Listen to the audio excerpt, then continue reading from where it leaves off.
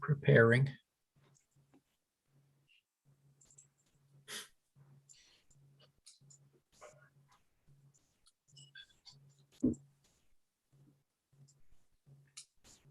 Should say we're good. 1 second. Okay. Yeah, I see it says live. stream. Okay, we are live stream. All right.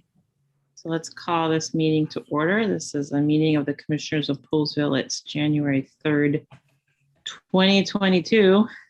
It's 7:02 p.m. and it looks like all of the commissioners are here. And actually, do I see Jim yet? I don't know. Nope. I don't see him yet. Okay. Our town attorney is with us, our town manager, and our town engineer. And I'll go ahead and lead us in the pledge. I pledge allegiance to the To the flag flag of the United States of America, of the republic and to the republic for which it stands, one nation, under God, indivisible, with liberty and justice for all. Thank you. First, start off with it looks like on our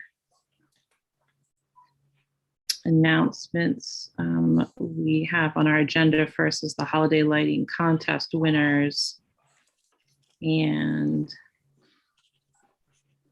I believe that's for me to do. Is that correct, Tony? I have it in my notes here.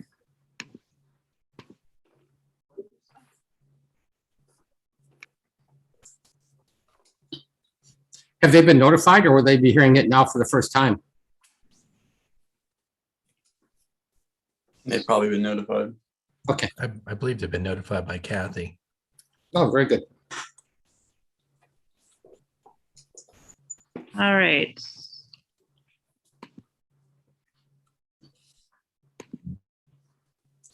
One second, just trying to find it here. Okay, so holiday lighting winners.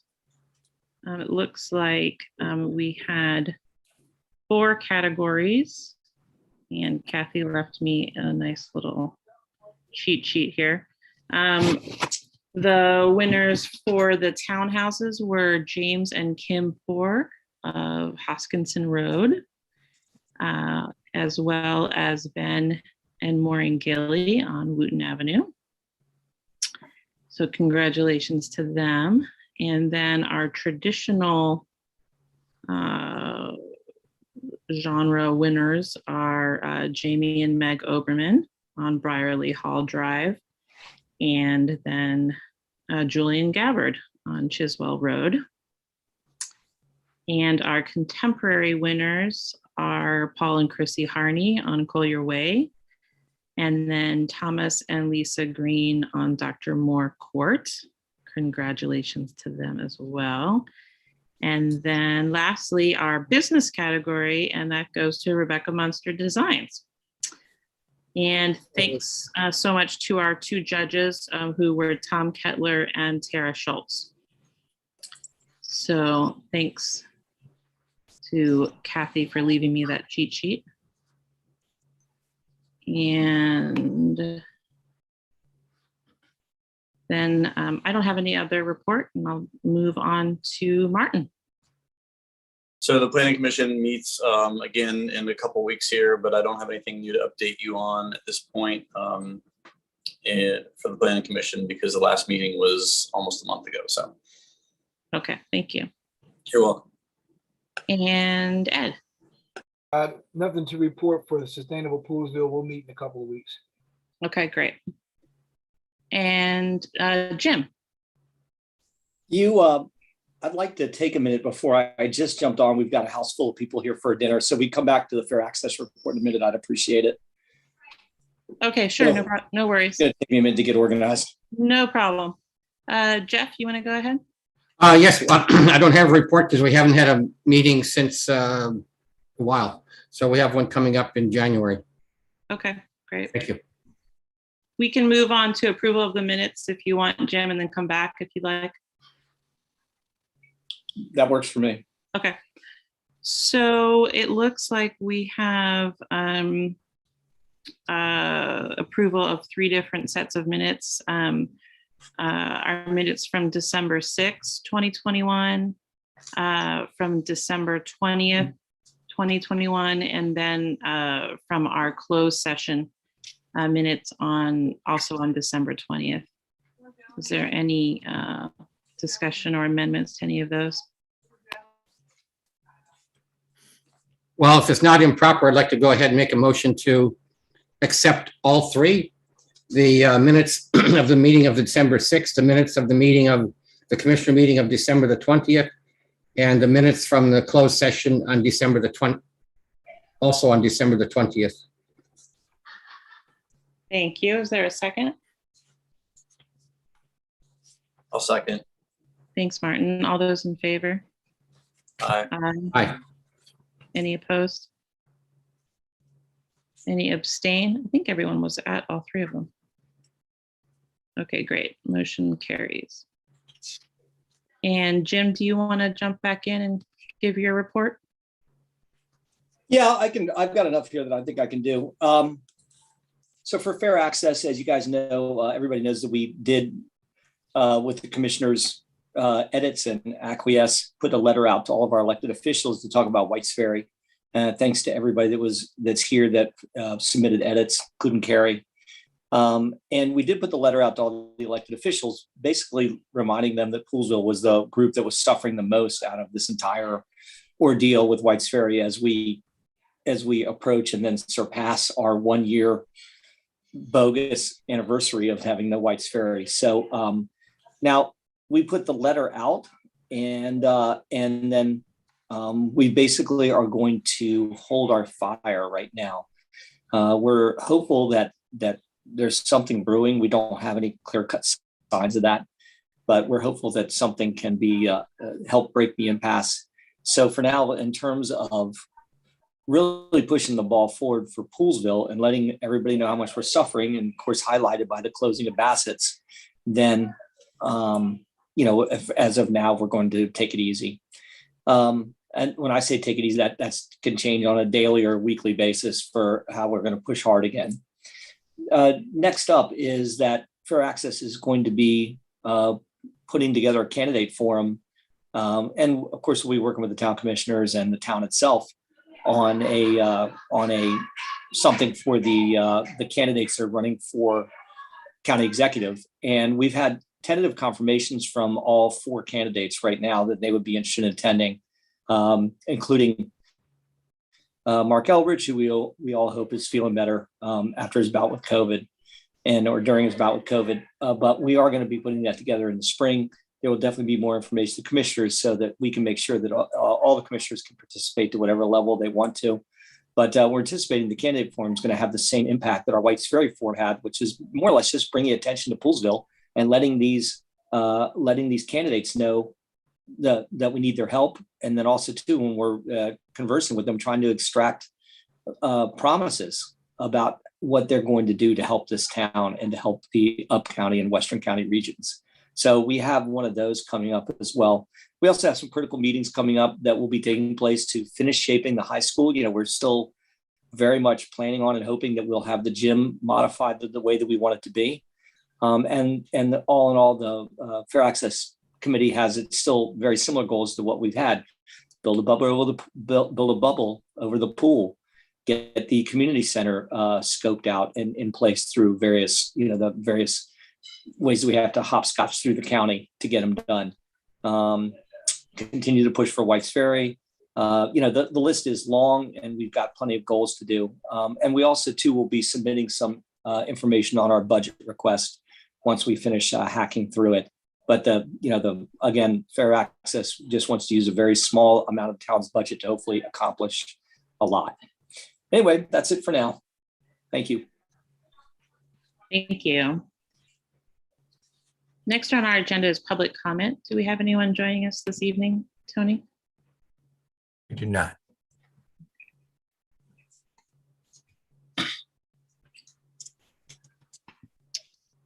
And then we are on to old business.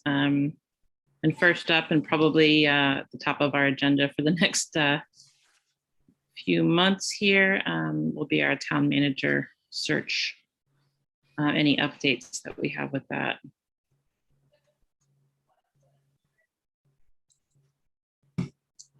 Well, for my part, I did reach out to the consultants MMC to discuss the takeaways from our previous discussion. And I informed them that the commission was interested in using pretty much the same process that was used before. There was a slight area of kind of misunderstanding. I had understood that they had done the advertising. And I questioned them about doing that again and broadening it as we discussed. But they told me that they actually did not do the advertising. They only did background and reference check work on 2 candidates. They did not go through the entire pool of candidates, and they did not run the front end, which was the advertising. So I guess my question is, do you want them to do the advertising this time, or do you want to just go ahead and have staff post whatever ad the commission agrees upon in a broader fashion than they did before? Or do you want MMC to do it? Where are we at with the ad? Is that something that Jay, are you covering that? No, I provided that pack of information to everybody of what we have done, but I'll be happy to do it if you give me direction. But as I recall from the last meeting, you all wanted me to provide you with what was done last. You wanted to provide with copies of what you advertised, and then a copy of the job description that was used in the advertisement. And then you had said you all or someone was going to tweak that job description, which we would need before we would actually advertise. Well, I have a question for Tony. Tony, do you think the HR company would cast a wider net, or is it the same net that if we get it in-house? It would be the same net, but with the addition of the Virginia Municipal League. And then the kind of the trickier one was the military job search sites. I think you had spoken with a resident that had given us some guidance on where we could look. Right. Though MMC said that they obviously could also do that too. Okay. Yeah, I did send that email to you along with, there were some specific 3 of them. words that the resident suggested. He said that would, kind of get to catch the eye of people who are qualified in that area. Mm-hmm. Great. And I think it was actually, to Jay's point, it was actually me that was supposed to go through the job description, and which I did and have completed a draft. One of the challenges was it's not in standard form. It's more of an ad. And then there was a kind of a brochure that was also provided that had a list of all the things kind of you guys wanted done, and it was kind of a mixture of job description and short-term work plan. But I felt like I should try and wrestle it into more of a standard form, summary, knowledge, skills, and ability, education, background, which I have done. And I can send it out to you guys for your review, but it's now in a more standard job description form that can be put out or accessed online by applicants. And then, if you want to have a brochure later, that's fine. The job description does not have, things that other job search engines might provide, a description of the town and those types of things, and some photos or whatever, that you might see in a brochure. It's a standard job description in standard format, which I will send out to you. And if it's okay, I just need to call whether MMC is going to do the ads or whether you want it to be done in-house. What's the pros and cons of doing it with in-house versus MMC? I think MMC might have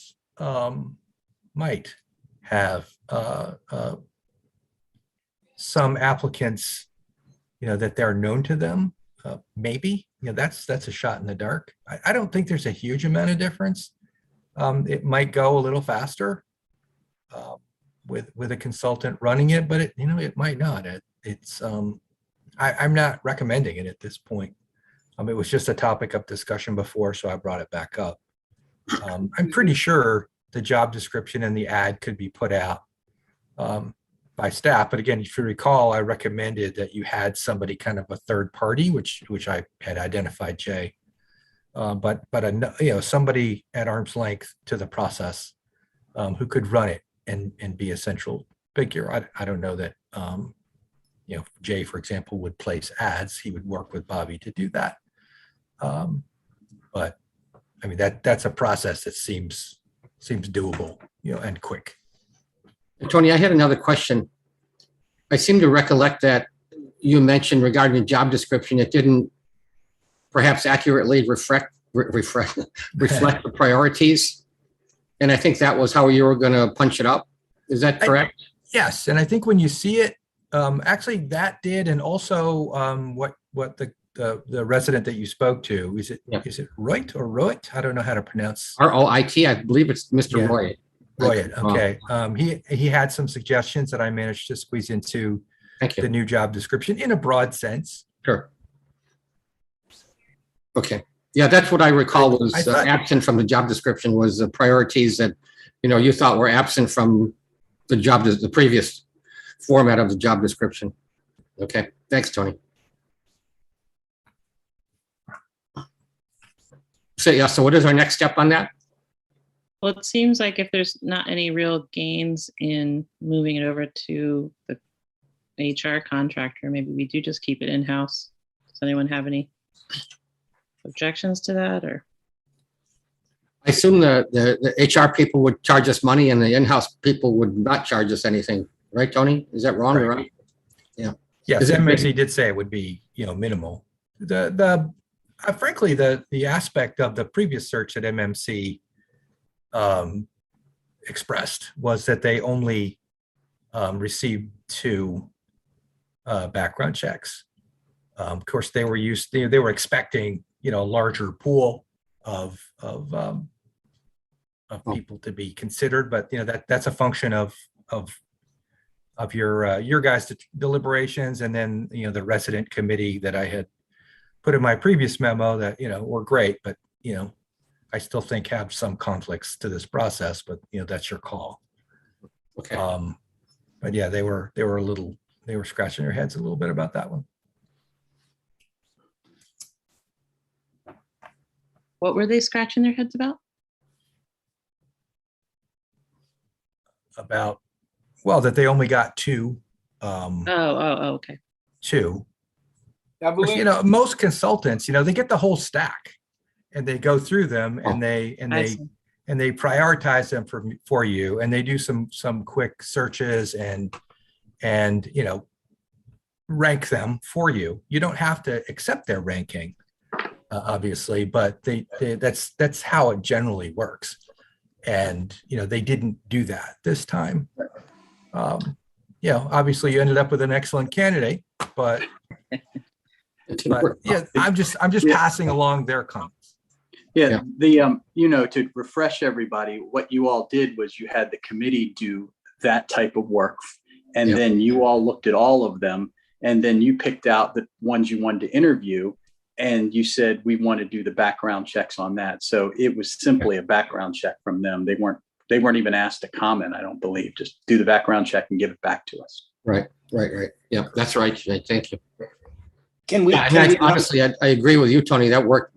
I think that process worked well. And for my 2 cents, I think we'll just kind of do that again. Did you have something, Jim? I mean, I'd like to just, I think that we need to, the only revisions need to be is that if Tony is going to present a draft of a more formal job description to the commissioners for consideration, that would be something I'd want from him, as well as the making sure that our next job description that we put out to the public while we search is more accurate and agreed upon by the commissioners as well. I think those are our 2 starting points. And then as far as whoever placed the ad last time, We just need to make sure that I would consult with our citizen group to make sure that we do cover the bases of the places that we're putting it out to. If we missed a place that we need to place that ad, then we need to make sure we hit it this time. But other than that, no, revised job description, make sure that our quote unquote ad that goes out is represents our scenario. Let the people do the same thing they did before for us, our committee, our citizen committee. We let the HR company vet the last couple of them out just to give us a double check. And then we go from there. Yeah, I think Mr. Wright also in his third email recommended possibly diversifying the committee to get some people with more of a technical background. He did suggest that, yes, Yeah. yes, yeah. So if you all are able to do that. Well, when he and I were discussing it, I mentioned that, I could be wrong here, but I mentioned that the people on the citizen committee mostly had HR related backgrounds. And Mr. Roy, the gentleman that I spoke with, I don't want to mispronounce his name, suggested that we might have someone with a technical background, meaning is familiar with roads and is familiar with wastewater treatment plants and this kind of thing. Look over the qualifications from that angle of the candidates. And that certainly made sense to me. I don't know about think I wonder who that if person is, but right. I don't know how many of those people we have living Yeah. in town, but it's worth looking into. But I also wonder if we should put out a call if anyone else wants to join the citizen committee. Like if there's anyone that didn't, for whatever reason, wasn't living here last time or didn't was just busy with family stuff or something like that. If there's anyone else of value that we could bring into that fold. I think we lost one woman, I believe. That's what I was going to ask. Does anybody know if Zara is returning or not? As I told you, I emailed twice to her and not received any response, but everyone else on the committee immediately responded. So we should reach out and potentially ask for someone to fill that position, and have that be, if with any luck we can slide into it. We need technical skills, but that's going to be somebody. I think that role's got to be filled. And remember, the last time what you're missing this in this go round was the technical aspect was brought by Wade because he was a member of the committee as well. I was just going to say, I didn't pull him, but remember he voted just as a member of the committee, so he was able to look at sewer skills and water, all those things. So I wonder if he'd be willing to serve again. Say it again, Martin. So I'm sorry, I didn't mean to interrupt you, Jay. I wonder if Wade would be willing to serve again on that committee because, as far as technical skills, like there's nobody that probably knows that stuff better than he does. yeah, I agree. I didn't reach out when I polled everyone. I just did the citizens, but that was a big thing. Aside from organizing it, he was a member and was able to talk about that. Oh, Does everybody else agree that it would be nice if Wade would be willing? I don't know if he is or not, but to have him on that committee. I think that's a great idea. I support that. So Jay, would you want to reach out to Wade, or is that something? Yeah, I'll see what his interest is and just tell him that he needs to talk to everybody. Mm-hmm. Okay. If he doesn't, if he's not interested, I'd still be interested in finding another citizen to serve in that position. It truly is a citizen committee, and I know that Wade definitely has the ability and the background to do it. But I think that we can get those. I think we can get those technical aspects of it, maybe with a review from John and Jay to make sure that we have those bases covered. Just my thought versus bringing back Wade for that. And you're still one short. I mean, don't lose sight of the fact that one citizen hasn't responded. So that's right. I want a citizen to take that place. So the group that as we left it consisted of who?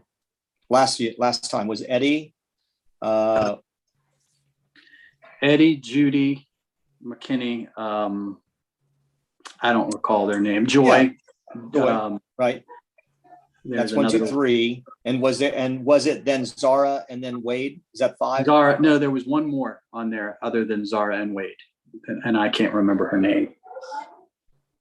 But would it be beneficial for us to open it up, to even expand it if there's people with appropriate experience? I mean, would it matter if the committee was 10 people instead of 5 or 8 people instead of 5? I think But you didn't I pick a went number. 10. I think maybe 7 would probably be max because you want something that's manageable. Yeah. I think if we went any higher than what we have, maybe 7, but cap it at 7.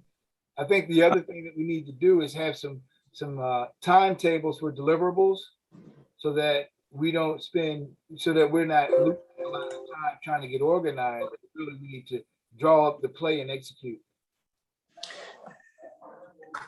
And you recall last time, people submitted their names. I forget exactly how they were told to do that, but then you interviewed everyone. Remember, you actually set up a meeting where you interviewed them. You accepted all of them that were on there, I believe. But factor that into your time period, because we came to a crossroads where we said, do we need to interview them? And you agreed yes. So that added time to it. Yep, good point. Yep. I think we just should roll out on Facebook with one more plea for a 5th person that potentially has personnel as well as some technical skills if they have them. But I'm comfortable with Jay and John and Wade if he's, I mean, obviously Wade is interested and wants to help, but Jay and John, I think, could vet out or help create if we're missing something from the specifications that Tony doesn't put in, they could be a part of that too. These Jay and John know how our town run, right? We're not, I know they're like paid people. That's okay. Because they can contribute to what it takes to get the spec right for this next town manager. So it's up to the group, but we need another citizen member in my mind. Yep. And Jeff, what are your thoughts about the gentleman that you met with? Well, I didn't ask him, and I didn't really know what his background was. He was in the military. But I beyond that, we were chatting over at McDonald's on 2 mornings, and I was taking notes as furiously as I could.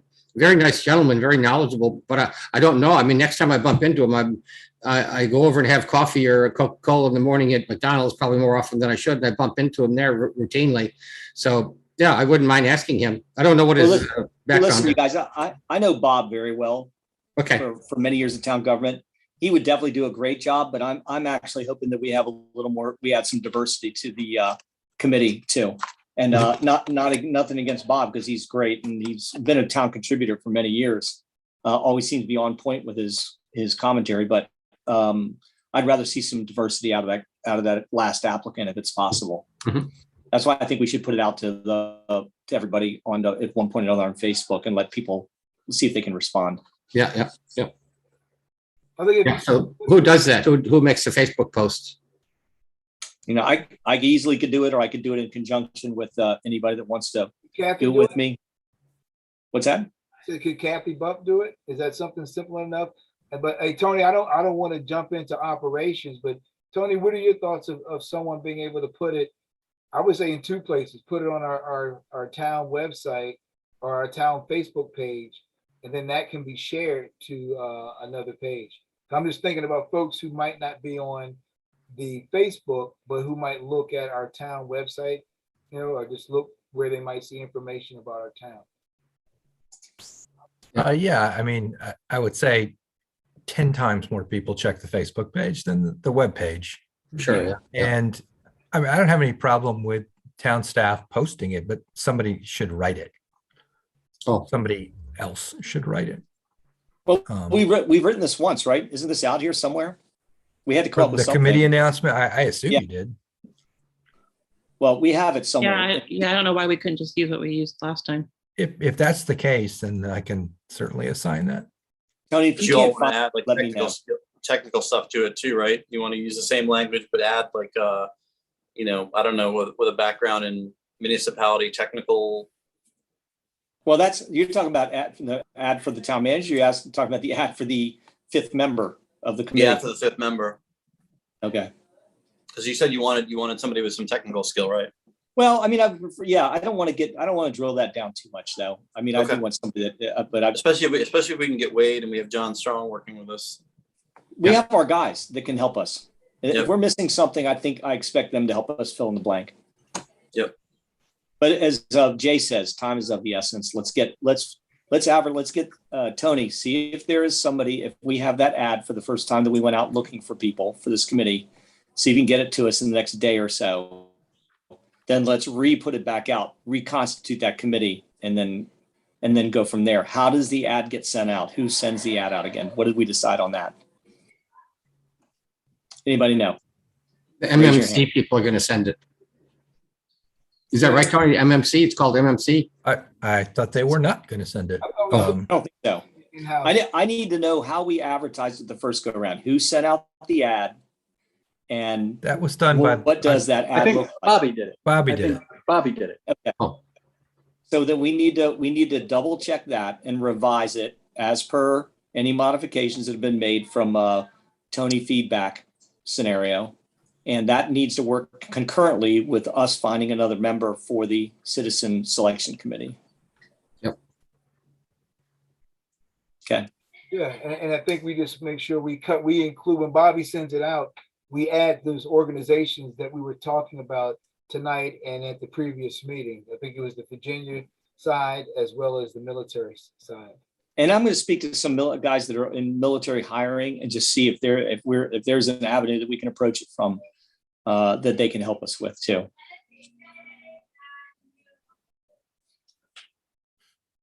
Okay. Tony, do we have enough direction so that we're moving forward? I just need everyone to acknowledge that the direction is kind of amongst all 8 of us that are on this screen right now, that, It's just it's a too funny broad. situation for me, Yeah, but I'm it's happy too to. broad. Yeah, and yes, get I think people's I think we all see that. I just want to make sure that we're not, leaving these meetings and not having an idea of what is to come next. I've got some deliverables written down here that I can get out to you in the next day or two. And hopefully Okay. that'll provide some emphasis for what's next. Tony, can we with those deliverables, can we propose some timeframes for those activities? Because there's some things that are going to happen simultaneously. So I think getting that ad out is it's getting the correct ad out is gives us the pool of people to start looking at. So just like when we look, I'm almost envisioning just these are the action items, these are the time frames for the action items, these are the people who are responsible for doing it. It could happen. And I'm not. It's really, I mean, when you get the job description, how fast are you guys going to turn it around? Because the job description is going to lead to the ad, and the ad can then be posted. So, if you get it Tuesday or Wednesday, am I going to get 5 responses that I can pass along? It's kind of up to you. But then after that, if you're talking about, we advertise from here to here, and we review resumes from this date to this date, that I would have to defer to you guys on that one, or Jay. Okay. So how about the commissioners, can we agree on a time frame to give Tony feedback, and we all are on the same thread where we could go through, give feedback on this so we can move quickly on it? I agree, Ed. I think it's a priority for us. So I think we will, well, I can speak for myself, react quickly to Tony's job description with any approvals or changes or whatever. Yeah. Yeah, I'm fine. I can, once that email comes in, I can have any comments in less than a day easily. So Tony, you thinking maybe Tuesday or Wednesday? What's realistic? You're muted though. It comes down to if I have the document on this computer. If I have to get it from the drive physically at City Hall, Town Hall, then I won't be there till Wednesday morning. If Okay. I have it here available, like on my thumb drive or on this laptop, then I can get it out to you tomorrow. In any event, the latest you're going to get it is Wednesday morning. So commissioners, can we agree that by Wednesday, 5 o'clock, we will give Tony the feedback that he's asking for, and so we can have this thing wrapped up? We all commit Yep. Wednesday by 5? Yep. Yes, Ed. Thank you. All I right. think it will, because there's nothing magical in there. It's a very standard job description. It's really reformatted Okay. with some other things added, as of late. Because I don't even know from the previous pool, I mean, how many people actually had water and sewer experience, for example. We're emphasizing that, you're trying to get Wade to weigh in, or John. But, obviously I didn't have any, and I don't know about the other finalists, but it sounds like where you're looking for these candidates is just as important as what's in that description or the constitution of the committee. Because it doesn't sound like you got a lot of bites from people who had that engineering background. I don't know, but it sounds like it. We're going to. So yeah, we'll get it out. We'll get it out to you, and if we can get stuff by the close of business Wednesday, then hopefully we could have an ad for you, maybe by Friday. Tony, I just sent you the text from the last Facebook post that we put out asking for help, if that helps. Sure. There you go.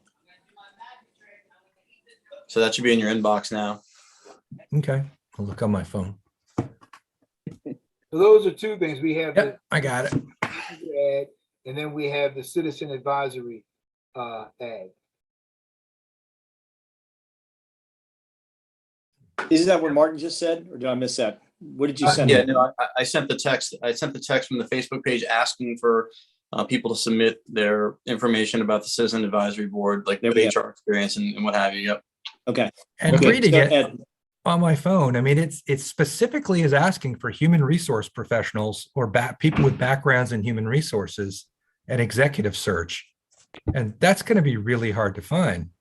I mean, I don't know if you want to send that message out again. That doesn't sound like the person you're looking for. So we Well, I think it is the might have to person send that- you something back. I think personally speaking for myself, obviously, I think it is what we're looking for, but I think you add on there, technical experience, a bonus or something like that, a plus. But I do think that, I think people with like an HR background are ideal here. Yeah, we were looking for HR background people. That's correct. Yes. Yeah. And if we get a bonus with someone like Wade's knowledge, that'd be wonderful, but maybe we will, or maybe we won't. And if we don't, then Jay is going to call up Wade and find out if he'll plug that hole for us, or Mr. Stone can help plug that gap as well. So Yep. it sounds like, guys, in what Martin had just sent Tony, the only edit would be technical skills in engineering, something like that. And so it's not saying it has to be one or the other. So we said HR, executive search, or tech or engineering, because we already have, I think, 3 or 4 people who have the HR experience. And if I'm following the discussion correctly, what Jeff was sharing was it would be great to have someone with some technical skills. What I heard Jim say was, even if we don't find a citizen with those technical skills, we have John and Jay's technical knowledge would cover that piece. Can I interject? Go ahead, Real quick? One of the things I think that, although they may not technically be deep in the technical end of things, probably if you got somebody who had project management experience in those fields, that would help. And there'd be a different way of approaching it that way. I have to say I concur with John, and you're probably tired of hearing me fight you on this process, but human resources professionals are very limited value at this stage of the search. You need people that know the job and can see through people that are pretending to have experience in the things that are valuable to you. And HR professionals don't do that. They are process oriented and necessary. But when it comes to going through a stack of resumes and determining who's qualified and who's not, that's not them. It's the people who know the job. And, I've hired dozens of department heads. And at this stage, when it comes to going through the 30 or 50 resumes you're hoping to get, HR doesn't understand how to run a water plant any more than I do. You need someone who knows how to do that. You'll have a couple, which will be great. Yeah. Can you think those people can work well with the HR people? I mean, if we found some technical people, or do you, does that end up being like, 2 totally different mindsets that don't work well together? I have no idea. Well, hopefully the HR people will be saying, you need to pick someone that's within the scope of the job description. Yeah. And you need to not make mistakes in asking questions during interviews. And you need look for those types of things. So like I said, they're necessary. So Tony, to that end, you have a strong opinion about this, and obviously, very few people know this as well as you do. Would you be willing to write a sentence or two to add to what we already wrote? I had put down, you want me to send the job description to you. And I'm also going to send what I consider to be a workable revision of what you just sent me, Martin. Perfect. Okay. Yeah, that's good with me. And then you If guys can want- look if you at want- it and If see you if want it to looks good. de-emphasize HR, we already have HR. If you want to de-emphasize that and put an emphasis on other things, I'm all for that. I think that's, you know this better than anybody, certainly more than me. Yeah, I think you have one HR person on the committee. And Jim had alluded to possibly that I know that there's another specifically military recruiter who lives in Poolesville. And maybe we're talking about the same person, Jim. I don't want to put the name out there. in No, public, that's but okay. I'm going to say his name. I think Julian Singh. Julian Singh, yeah. Yeah, is somebody that I think that we should ask him to perform his civic duty and help us. And then the other person, thanks to one of my people that texting in, is Jackie Matrogali was the other citizen member. And I'm not sure if she's been approached or not, or said that she would return, but I know that she did contribute. Yeah. So, She was one on the email. She did, and she indicated she would do it. okay. Oh, So now, and Jackie, if you're listening, I'm sorry that if we shorted you because we didn't remember your name. We're just dealing with a lot of stuff right now. So it would be those four. And I think we should ask Julian Singh to see if he can participate. He brings a lot of the pieces to the puzzle that we need. And we can put it back out there for everybody, but I don't know if you guys know Julian or not, but he's Yeah. accomplished, professional, has some background, and I think he would contribute. Yeah, Julian's great. I think he'd be awesome. Excellent. Okay. Great person. All right. So let's reach out to Okay. him. I can reach out to him. He needs to be drafted. And then Yeah. and he knows what the draft means. And then if we get those five, then we don't think we need to go back out on Facebook, and at least that group can hit the ground running.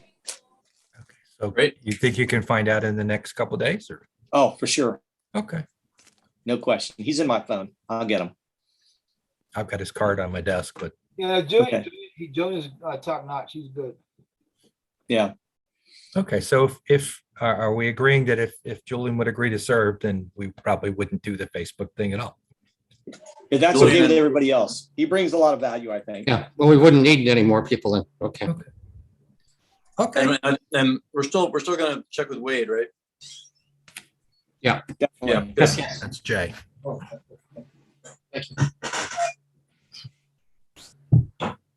Okay.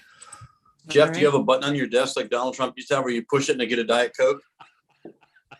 I just saw You you won't get a- believe it. Martin, you won't believe it, but I texted my wife to bring me a Diet Coke.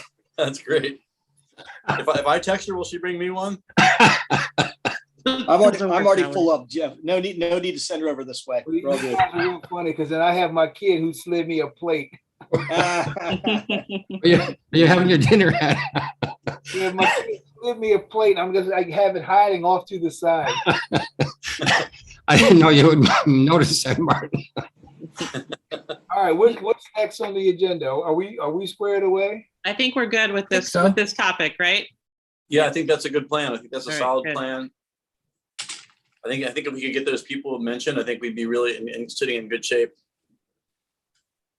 All Okay. right, well, we're on to the COVID plan revisit. Okay, this should be pretty quick. This is only back on the agenda because when the original COVID policy revision was given to you November 8th or whenever it was, it said in the policy that at the first regular meeting in January 2022, the commissioners will revisit the policy.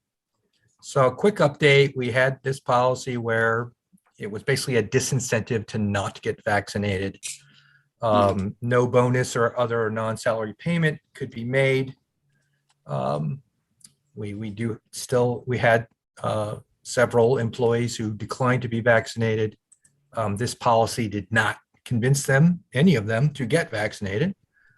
So they made their own decision to walk away from the year-end bonus, and the year-end bonuses were awarded on schedule. Right. So at this point, I'm not recommending any change to the policy. I'm recommending that it remain in place because it also mandates mask policy for unvaccinated town employees in any of the buildings. Right now, we're actually masked. Everyone's supposed to be masked inside the buildings. I'm recommending that the current policy remain in place until such time as the caseload in Montgomery County gets down to a lower. I don't want to put a number to it, but I kind of think we'll know it when we see it, and we'll bring the policy back to you at that time. Yeah, I'm good with that. I just reread it today, and that was my initial thought. It seems to me like it's good as is. So your recommendation to me is spot on. Yeah, the only thing I noticed was, and I highlighted some things, were just maybe to update the dates, but otherwise I didn't see any changes. Okay. The dates I think you're referring to are the November to December dates. Yes, For exactly. the bonuses. Yeah. There are no bonuses scheduled for the rest of the fiscal year through June.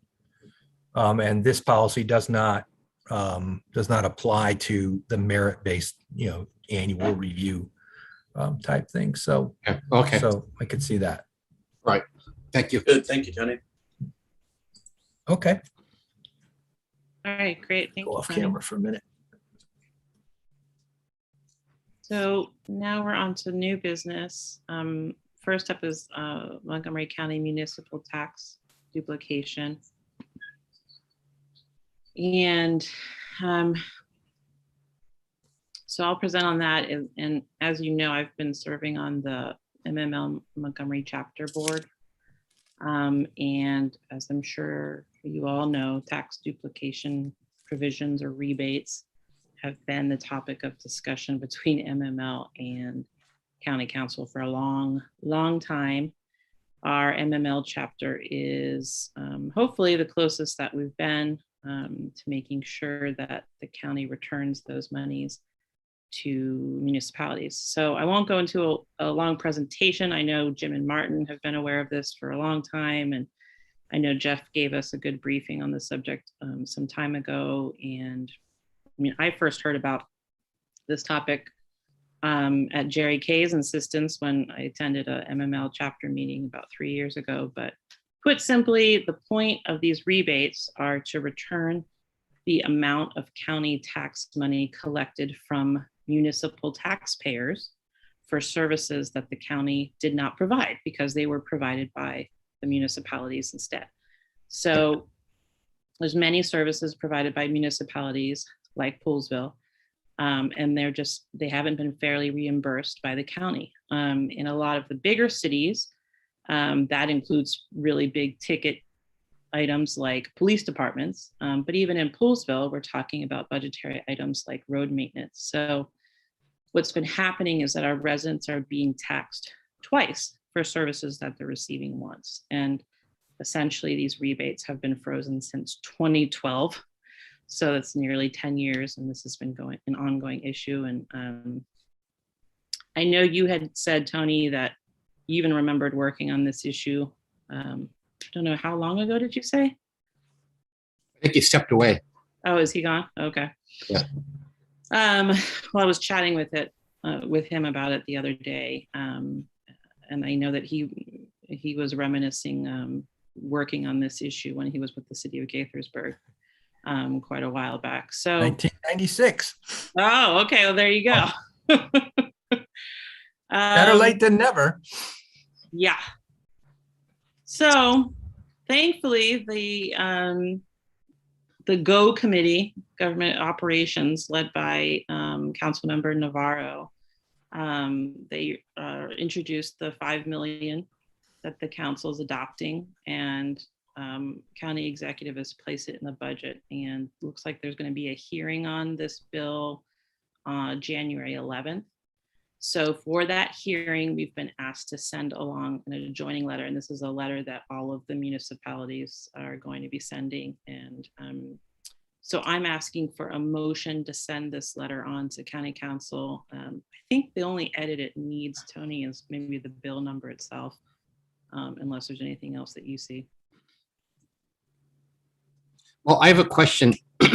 Yeah. And I tried to read those other documents, but they were somewhat voluminous. Well, do you remember what the percentage of the return is going to be? I think the percentage was very, very low, something like 10% that we've been getting now. I don't remember exactly the figure. maybe Tony remembers or you do, but do you know the new percentage that we'll be getting? It's not 100, but it's better than it was.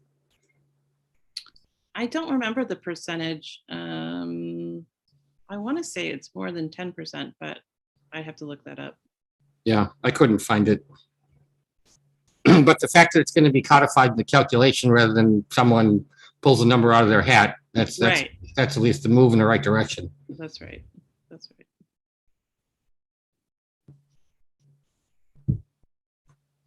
Yeah, I think I'm okay with the letter. Someone can fill in the XXX on it. Yeah. I'd actually, the only thing, this is technical, but I would like it if the spacing could all be corrected throughout the letter. It's like a weird space from the header to the next line with the bill, and then there's a big gap down below first paragraph, same with big gap on the second one, then a closed gap on the third one. So anything that we could do that too, and then also too, probably, Carrie, I'm not sure what we call ourselves, but I don't think it's the Poolesville Town Commission. It might be the Town Commissioners of Poolesville or something like that. I just double check it. That's all. So these are technical, things if you want to do some typo and grammatical straightening up on it, that's probably what we need. Beyond that, the letter's fine. Sounds good. Would anyone like to make the motion? Yeah, I make a motion. You want a motion to proceed with the letter? Yeah, I think we should take a vote to, send it out. Okay, so I make a motion to proceed with the letter from January 3rd regarding the municipal tax calculation. And I'll second the motion. Yep, thank you, Ed. Thank you. All Does those a in motion need to favor? be made with should it be like I make a motion to approve the letter with suggested changes? Oh, yeah, sure, okay. Yeah, can I change that, Ed? Yeah, I'll So I'm going to make a motion to approve the letter of January 3rd with the changes mentioned by Jeff and Commissioner Brown and Commissioner Jeff Eck. Thank you. motion. Thank you, Ed. Thank you. Thank you, Ed. All those in favor? Aye. Aye. Aye. Any opposed? Nope. Motion carries.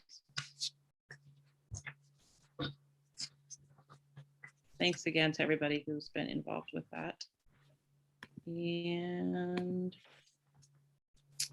now we are on to our fun topic of trash recycling survey report. Okay, so I am going to share my screen, which I have never done before, so bear with me. And I'll be pulling up the PDF of the slides that are in your package. Okay.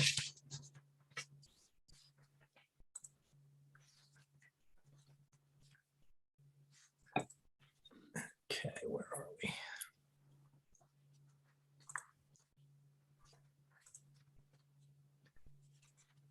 Okay. Can everyone see this? Yes. Okay. All right, so this is a review and report on the 2021 Town of Poolesville Community Trash and Recycling Survey.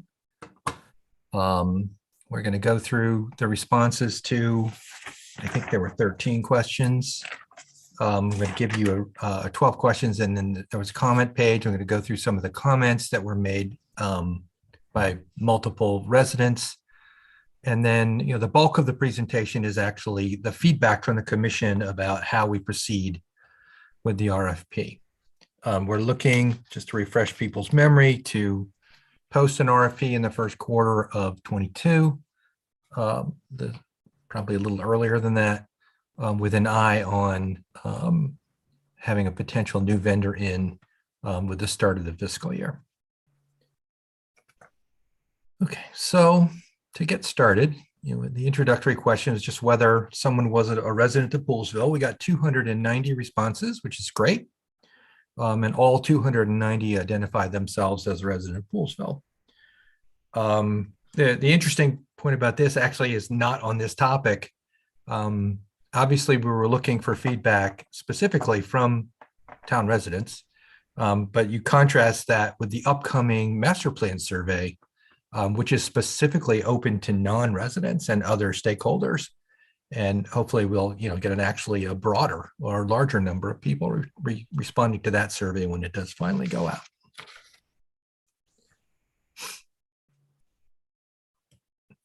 Interesting responses start to follow. Second question are, how many persons live at your residence? You're talking about a third have only one or two people. We have just under 2,000 individual residents, I believe, residences, I believe. But about 40% have more than 4 or more people. And if you do that, a weighted average pretty quickly, that's fairly consistent with the census data of around 3.4 persons per residence in the town of Poolesville.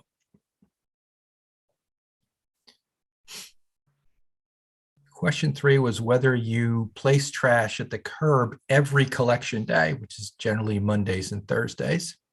Wasn't today, but how many people place it at the curb every day? And quite a large people say that large number of residents, 2/3, say that they place trash at the curb every collection day.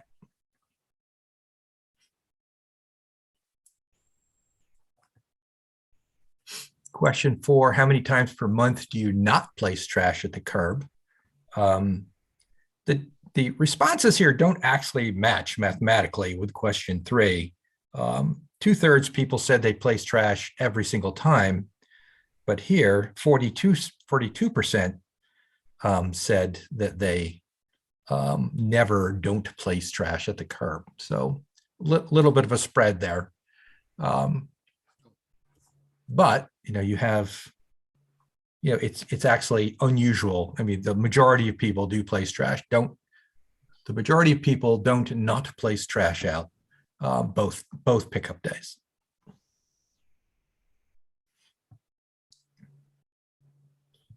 Question 5, how often do you place a completely full trash bin, which is obviously a subjective question. Bins come in different sizes. People have, different needs, but only 19% of the time do people place a completely full trash bin at the curb, which does suggest, that there could be some consolidation. There's really just two ways of looking at it. 66% put out a completely full bin every time or almost every time. But on the other hand, only 19% put one out every time. So, is there opportunities here for education and minimization of trash? Maybe, but, we'll get a little bit deeper into that shortly. Question 6, are you putting out a completely full recycling container at the curb? 85%, almost every time or every time. And that's really just reflective of, the good compliance that the town residents have, how much they value the recycling program. This other one was actually kind of a, just kind of a curiosity question for staff. What's your estimate or belief of the actual per residence monthly cost of the service? The large majority have no idea. And, they just want the trash to disappear from the curb and, they really don't get into that. But the 6 to 7%, 6.59% who guessed $20 were correct. And I have to say, for this level of service, 2 trash pickups a week and 1 recycling every week, that is a fantastic bargain. I mean, I cannot find anywhere that even approaches that price. So the good news is you're getting a really good deal. The bad news is it's very likely that deal will be ending with the end of this contract. But it's a remarkable bargain. We'll talk about that a little bit later on, but I think that people should know, that the town did a great job in safeguarding their tax dollars, and that the service, except for some recent hiccups, has been a good bargain for the town. How important is it that you trash and recycling are collected in an environmentally sensitive manner? That, obviously how that's interpreted is a very personal thing. But you're talking, 85% almost say that it's somewhat or very important. We're not really sure what this means, how you incorporate this into an RFP. But it does seem to be pretty important. It's a almost a mandate that it be put into the RFP in some way, shape, or form.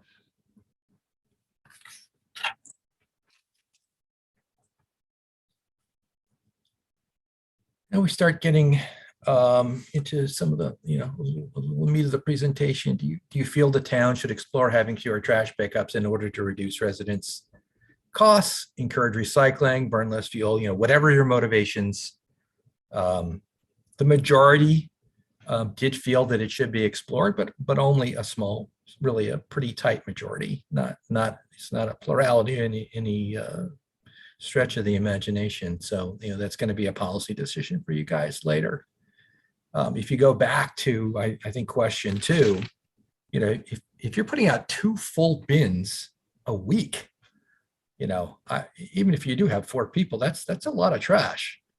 So it makes you wonder: are there opportunities here for education, or are we just trying to provide the service that that section of our residents desires? Because as I've expressed before, 2 pickups a week of trash is unusual now.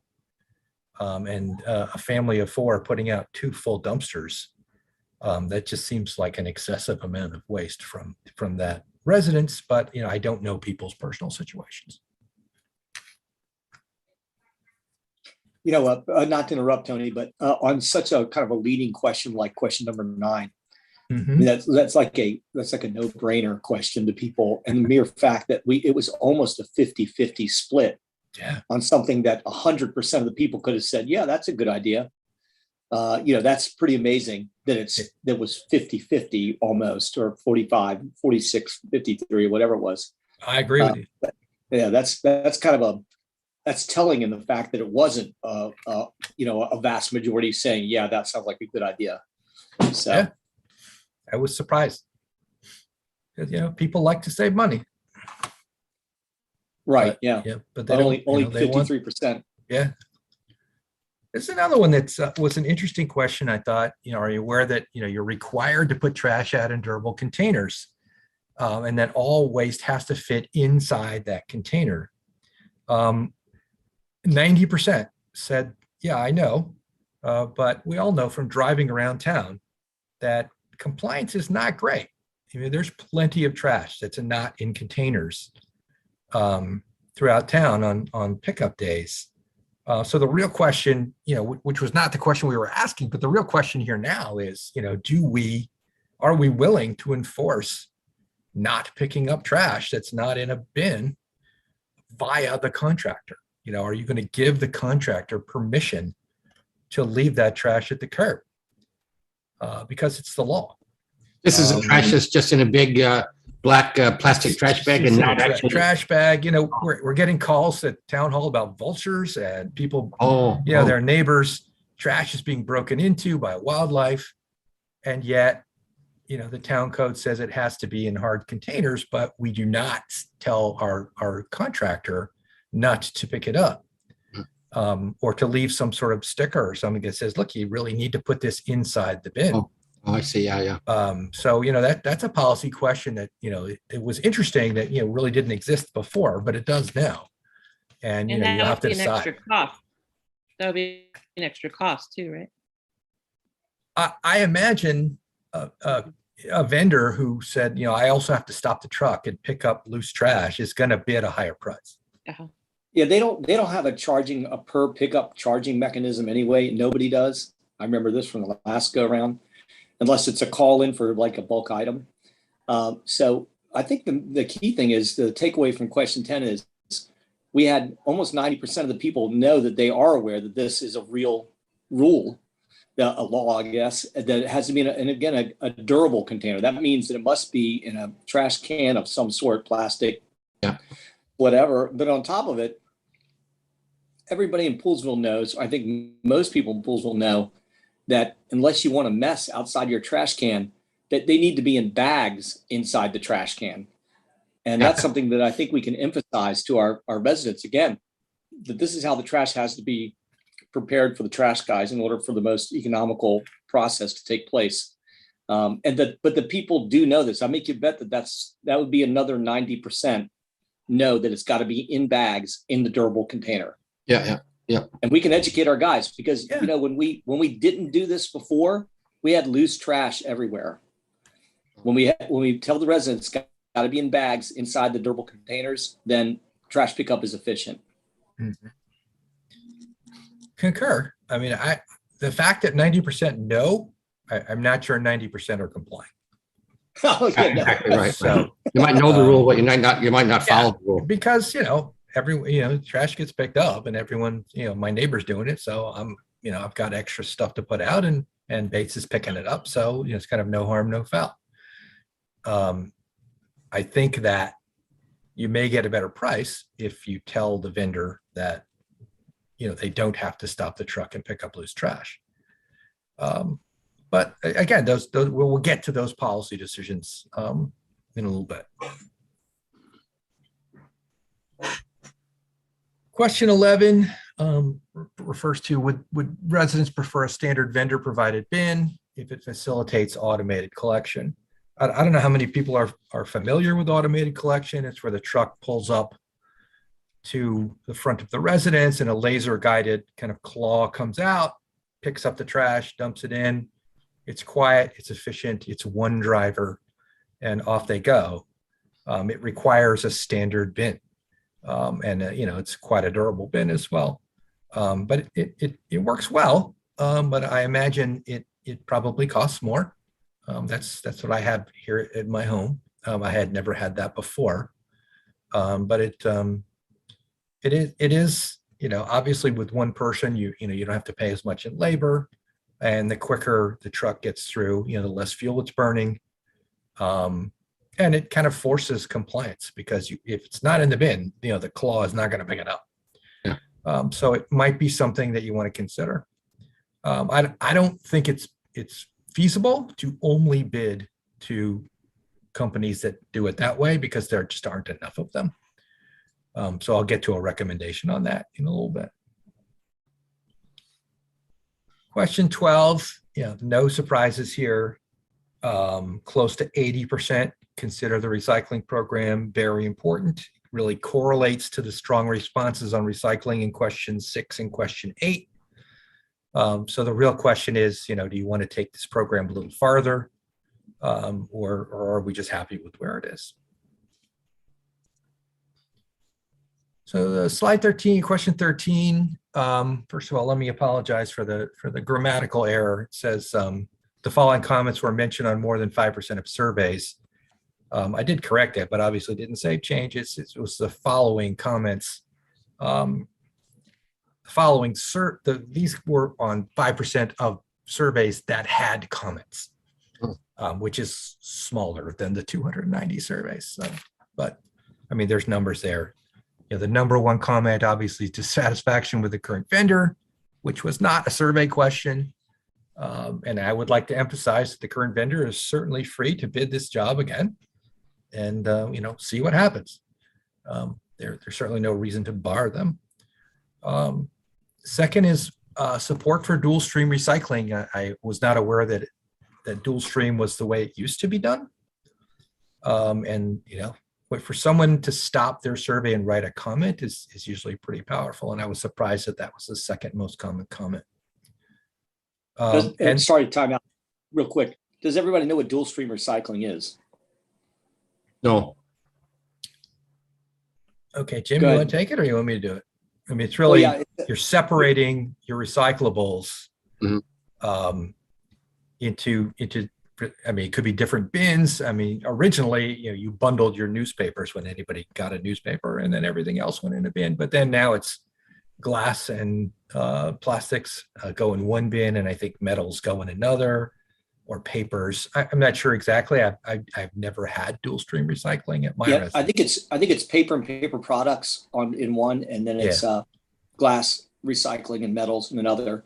But someone can add clarity to that. And if everybody knows, this is a more it's a more eco-friendly way to do it, but it's definitely more expensive too. Wow. And as you can imagine, there's less waste when you go through dual stream recycling, since there's a less chance of it having a food contamination when you're separating the two. That is correct. Then that places the emphasis on the resident to separate the paper products from the glass or the metal or the Coca-Cola cans, for example. Okay. Yeah. Potentially, yes, you have the same, and you have the same amount of recycling for the most part, Mhm. but the resident, it's incumbent upon the resident to do it. Also, too, if you guys remember, the reason why, going back, this is we talk about dual stream recycling with the guys with Bates, everything comes in one bin, and then the bin is separated by them Mhm. into usable parts. Versus it would be incumbent upon the resident to take care of that business. And I do believe it's an extra charge, that there's less vendors, there's not less vendors, but there's a different vendor mix. Correct. The resident would end up with 3 bins, right? One for trash, one for paper products, and one for glass and metal. However the separation is, yes. Yeah. Okay. And the recycling bins are wheeled for the most part. Yeah. Here. So. And you have to think about this. It's a space issue and. Right. Yeah, Tony's got it right. We had this part of the consideration on the last go around on this was the townhouses. Where do people store their bins? How does that work? It was consideration. Yeah, more bins and not enough space, sure. I think a lot of places in the country do dual recycling. I think this is probably one of the only places I've ever lived that doesn't do it. In fact, in our house, we do dual recycling and then it all goes in the same thing. It's just by habit. Mm-hmm. But I mean, it brings up the bigger issue that I saw some comments where, yeah, we're going to touch where is everything going anyway? Yeah, but I can tell you, in my last year in Gaithersburg, glass was being thrown out. It simply there was no taker. And we had single stream recycling, and the glass was being culled and it went in the trash. When a lot of, our survey was, that a lot of people thought glass was the most recyclable material, when in fact, no one was buying. So, I'm not sure where that went actually, but the prospect that some of your recycling was going to the landfill was quite correct. Oh. So the third most common comment was appreciation and support for the current vendor. There were some really nice things said about, especially the staff. They had gone above and beyond for some people. This would be of Bates. We had 17 people note their support for once a week trash service. 10, we just mentioned, support recycling. Concerned recycling goes to the landfill, which is almost certainly correct. And then others support for twice a week, insisting that twice a week trash service be maintained. And then we got a few other, kind of multiple comments. Six people made comments that they really would like automated pickup, and then 4 came right behind them saying that they really don't want automated pickup. So and I read some of the comments about the people opposed. Actually 6 opposed, 4 support. A lot of them, some of them lived in the townhouse development that just doesn't have a curbside because the entire field in front of the house is parking. That is not necessarily a constraint. I mean, you could bid, that you're going to pick up automated everywhere except these communities where, and you're just going to have to bid it so that your drivers have to get out and do that. But we'll see. 3 people were interested in a composting program. And then, we had a couple comments about maybe getting larger recycling bins, preferred single stream recycling specifically, probably for convenience, would be willing to pay more for better service. And then concerned that non-resident trash was being left curbside, which does happen. It's hard to catch, but it can happen. So now for the feedback, which is, I'm hoping we can get some closure. I don't know that when you're going to need to vote on everything. I hope not, but if we can get some feedback on this, because the clearer you make the RFP, the better the price is going to be. You know, if you're not going to support, for example, the first question, if you're not going to support twice a week pickup, don't bid twice a week pickup. You know, we should decide in advance, because if you tell a vendor or a respondent, look, we want a price for 2 and we want a price for 1. Okay. If there's uncertainty there, just like any other economic transaction, the price is going to go up. So we should bid while we want. So the first question is, you know, do we support twice a week pickup? Or do you want to also get pricing for the single pickup and decide after receiving that information? And like I just said, you know, bidding 2 different things on the same contract, you know, could have the effect of a higher price. Don't know how much higher. And people shouldn't buy into the concept that once a week costs half as much as twice a week, because it will probably cost more, like about 80% of twice a week, because it's about the tipping fee for the most part, you know, because the same amount of trash is going to get picked up only once a week versus twice a week.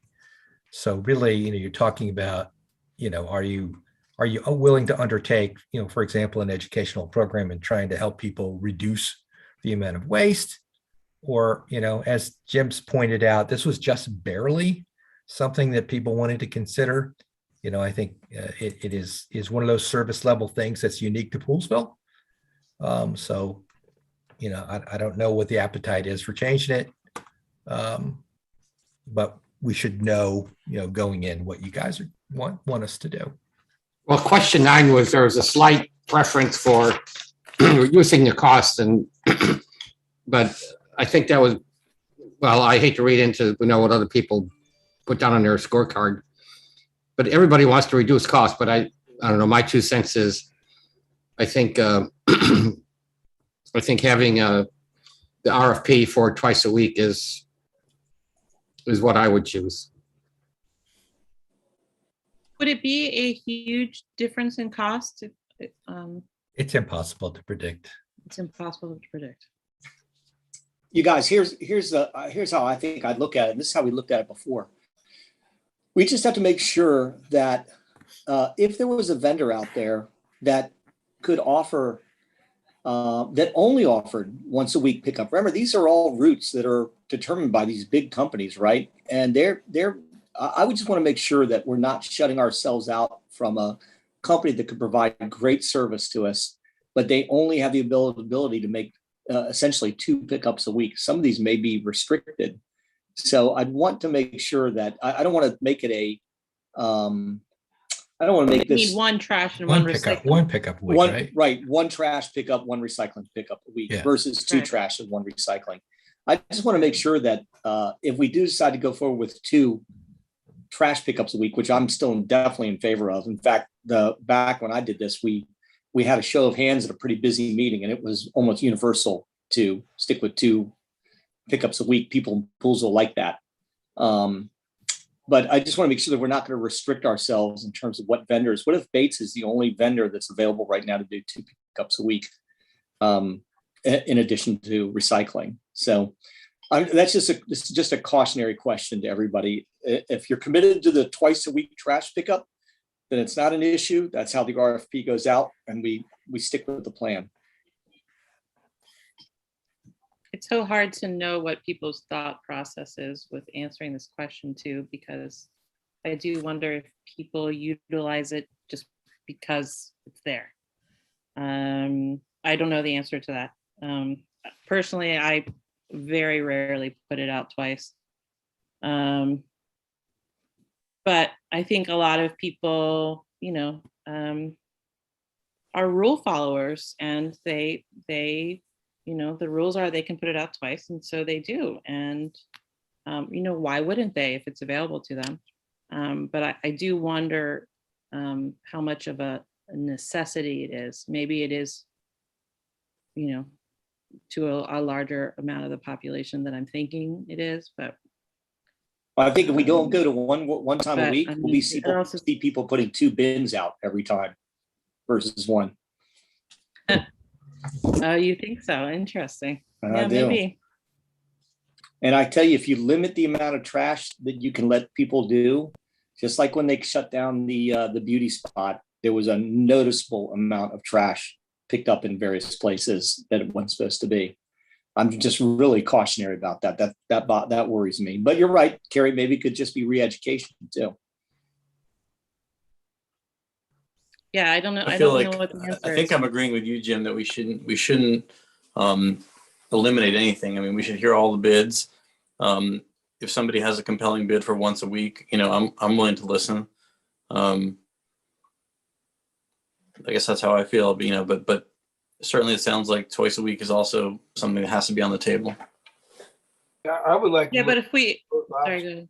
I would like to be able to look at what's the cost for twice, what's the cost for once, what is that difference between once a week versus twice a week, and how does that, and we should, and also that price point will probably help in the decision making, because if you switch from 2 to 1, you got to be able to explain that to the residents what the benefit is for them, and then if you have 2, but if the price goes up, is everyone willing to pay an increased price for what they're getting now?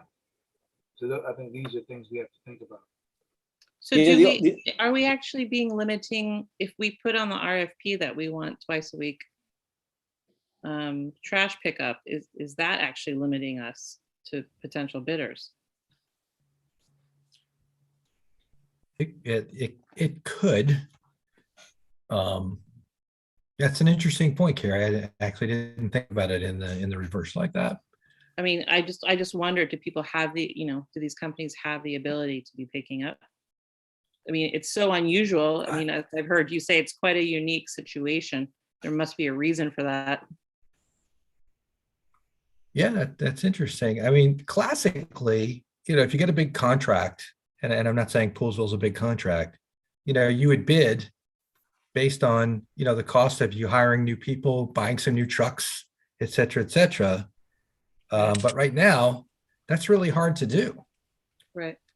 So that might be a limiting condition. I think we're kind of talking ourselves into, let's bid both sides Yes, I agree. and see what happens. Yeah. I think it's possible to put down on that RFP that the preference is for twice a week, but we don't want to exclude any companies from offering a response on the RFP for once a week. We're certainly open to that. So that. So are we doing what you're warning okay? us against, Tony? Yeah, we are. I said I'm kind of talking myself out of it. I mean, again, you don't bid it if you're not willing to do it. But I don't think that we've made that decision. Yeah. So, let's hope that the difference in price is not huge. And because at the end of the day, unless you get lots and lots of bids, you're not going to know. But there are a number of regional companies that, to Jim's point, that may not be able to bring 3 trips a week through Poolesville, who might provide an excellent price or provide better service or whatever. I have to tell people and be perfectly frank, the price is gonna go up. Yep. 19 something cents per month per house is amazing. For you're talking about 9, 10, up to 11 trips to your house a month. Tony, For $19, I mean, do you want change? That's all good. That's a nice level of service you guys have. All right, Yeah. don't disclose everything. Someone might be listening to up the price. I just think, with fuel costs and labor costs and vehicle costs, and this is an older contract, I just think we have to be realistic that's like, we're obviously going to try and control it. More of the reason to look at all of our options. And we're Yeah, you're right, Ed. I'm really, I think I withdraw my opening comments about this bullet. I support that withdrawal, Tony. Okay. Well, that was one of the 2 tough ones. The second one, I mean, I've already said, I don't think we can only bring an automated pickup because I don't think there's that many, and they tend to be larger companies. But if they do have an automated pickup, and they do have one driver and it's quiet and it's efficient and they had good references, I think we should give them some preference in the scoring over someone that, has to send out 2 people. They have to manually lift your bin, there's spillage, those types of things. So, maybe on a 100-point scale, if someone has that, maybe they get a point or 2 extra or 3, if they can bring it. That's my recommendation, but I'm open to whatever you guys want to do. I'm okay with that. I don't want it to have a huge emphasis on it, but I'm okay with that. I'd like to see how it actually works, how it would work for us. And I know it's done across the country, so it's not brain surgery. I get it. Yeah. Like I said, I've never had it before, but they often come and go, and I don't even know. And I live on a 1/6 of an acre. It's not like I'm that far from the street, so it's nice. All new bins, okay. All new bins, all new, processes. Yeah. So they, someone that particular vendor would have to say, oh, okay, I can procure 2,000 bins. Yeah. And, by July 1st and parcel them out so that my trucks work. And, maybe that happens and maybe it doesn't. Yeah. Okay. The third bullet is, I know it's a little vague because environmental efficiencies are a very subjective term. And again, I think it's one of those things that, we ask them to respond, what demonstrated efficiencies are they bringing to this collection process, and, kind of let them impress us with what those might be. Again, at the end of the day, what the resident wants is the trash to disappear from the curb. But if we can, do that in a more responsible way, if we can find it, I think that person also should probably get some preference. If we had 2 tie bids and one of them, is more efficient, that person should win. But if it's just a little bit off, and someone, is willing to pilot, there's electric pickup trucks now, there's electric trash vehicles now. There's people that are using organic diesel. There are people, whatever. I think that bit or 2, and it's pretty rare, but it happens, might be given some preference as well. But I'm not sold, and I don't have a particular number, so I'm really just pushing it back on you guys to tell me what to do. Yeah, I think certainly if someone shows a reasonable environmental advantage, they should definitely get a better score. I agree with that. We might need some, someone who knows, maybe, if the county or someone could lend us someone that understands what these things might be, and what's valuable, or something. We'll learn what we may. That would probably help. Yeah, But it sounds like you're okay with a slight preference, just like with the other bullet. preference. Yes, I would agree. Yeah. It has to offset the cost also, because you don't want to finance some, I support being environmentally efficient, but there's always a price point. There is, but if there were such a thing as, and I'm just using this as an example, I'm not advocating at all.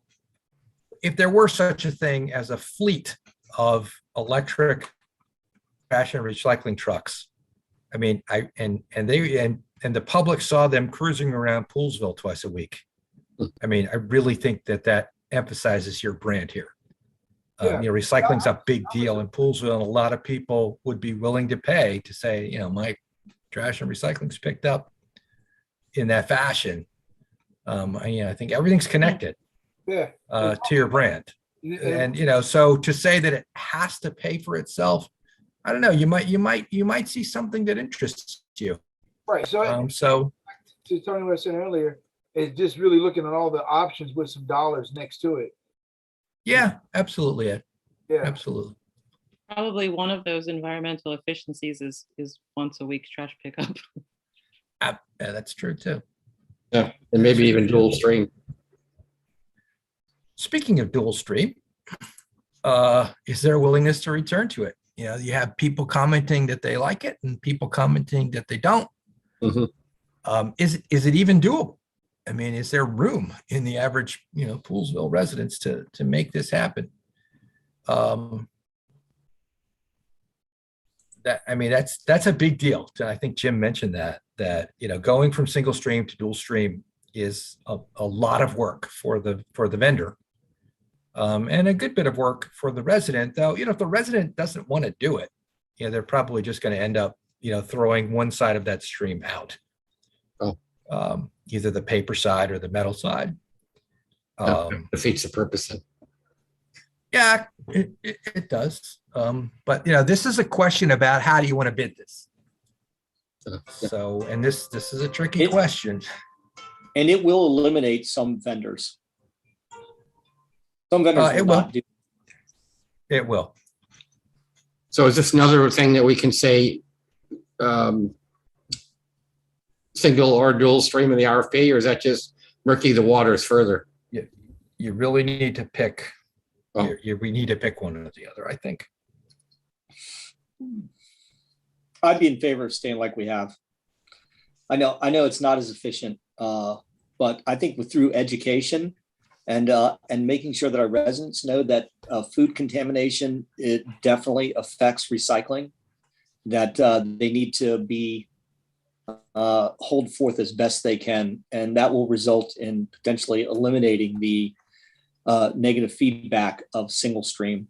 The main negative feedback is food contamination eliminates more of the recycled goods than they should eliminate. So if we can educate our residents, then we can hold with single stream.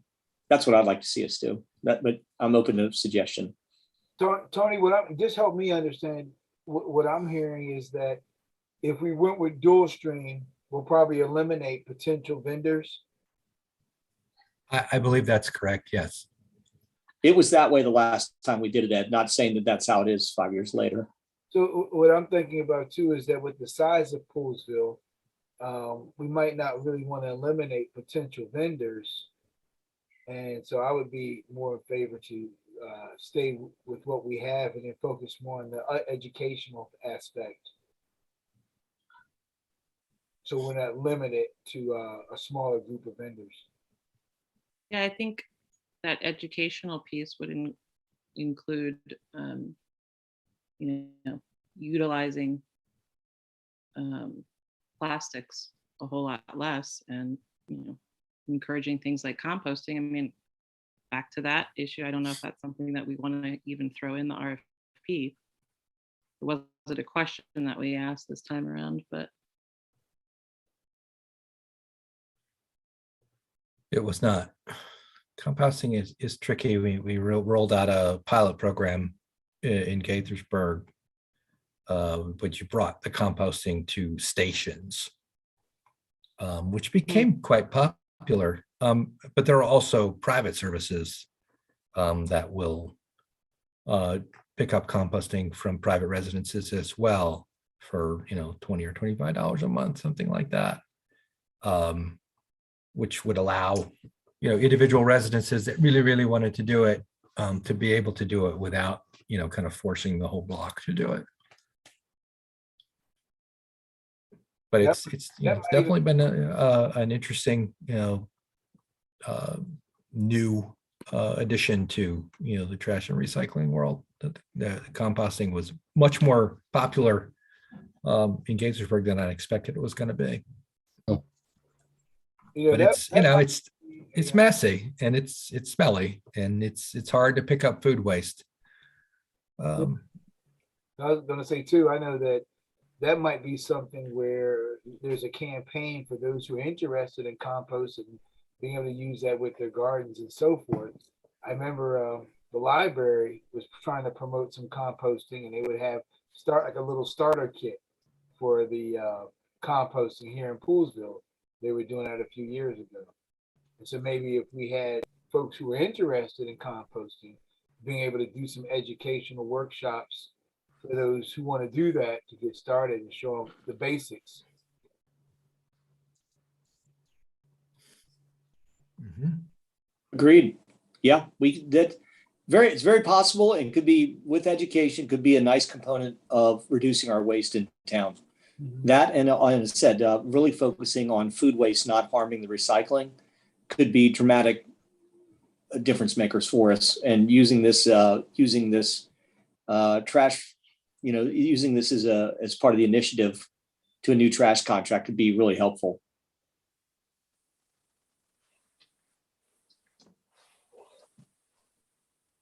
So it sounds like composting is something that people would like to explore kind of outside of this process, Yeah. or, Yes. Yeah. okay, and we're going to stay with single stream recycling for purposes of the RFP. Yes.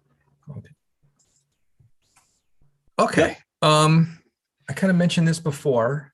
Not sure where it's going to go, but there could be cost savings if you ensure to the vendor, that they will not have to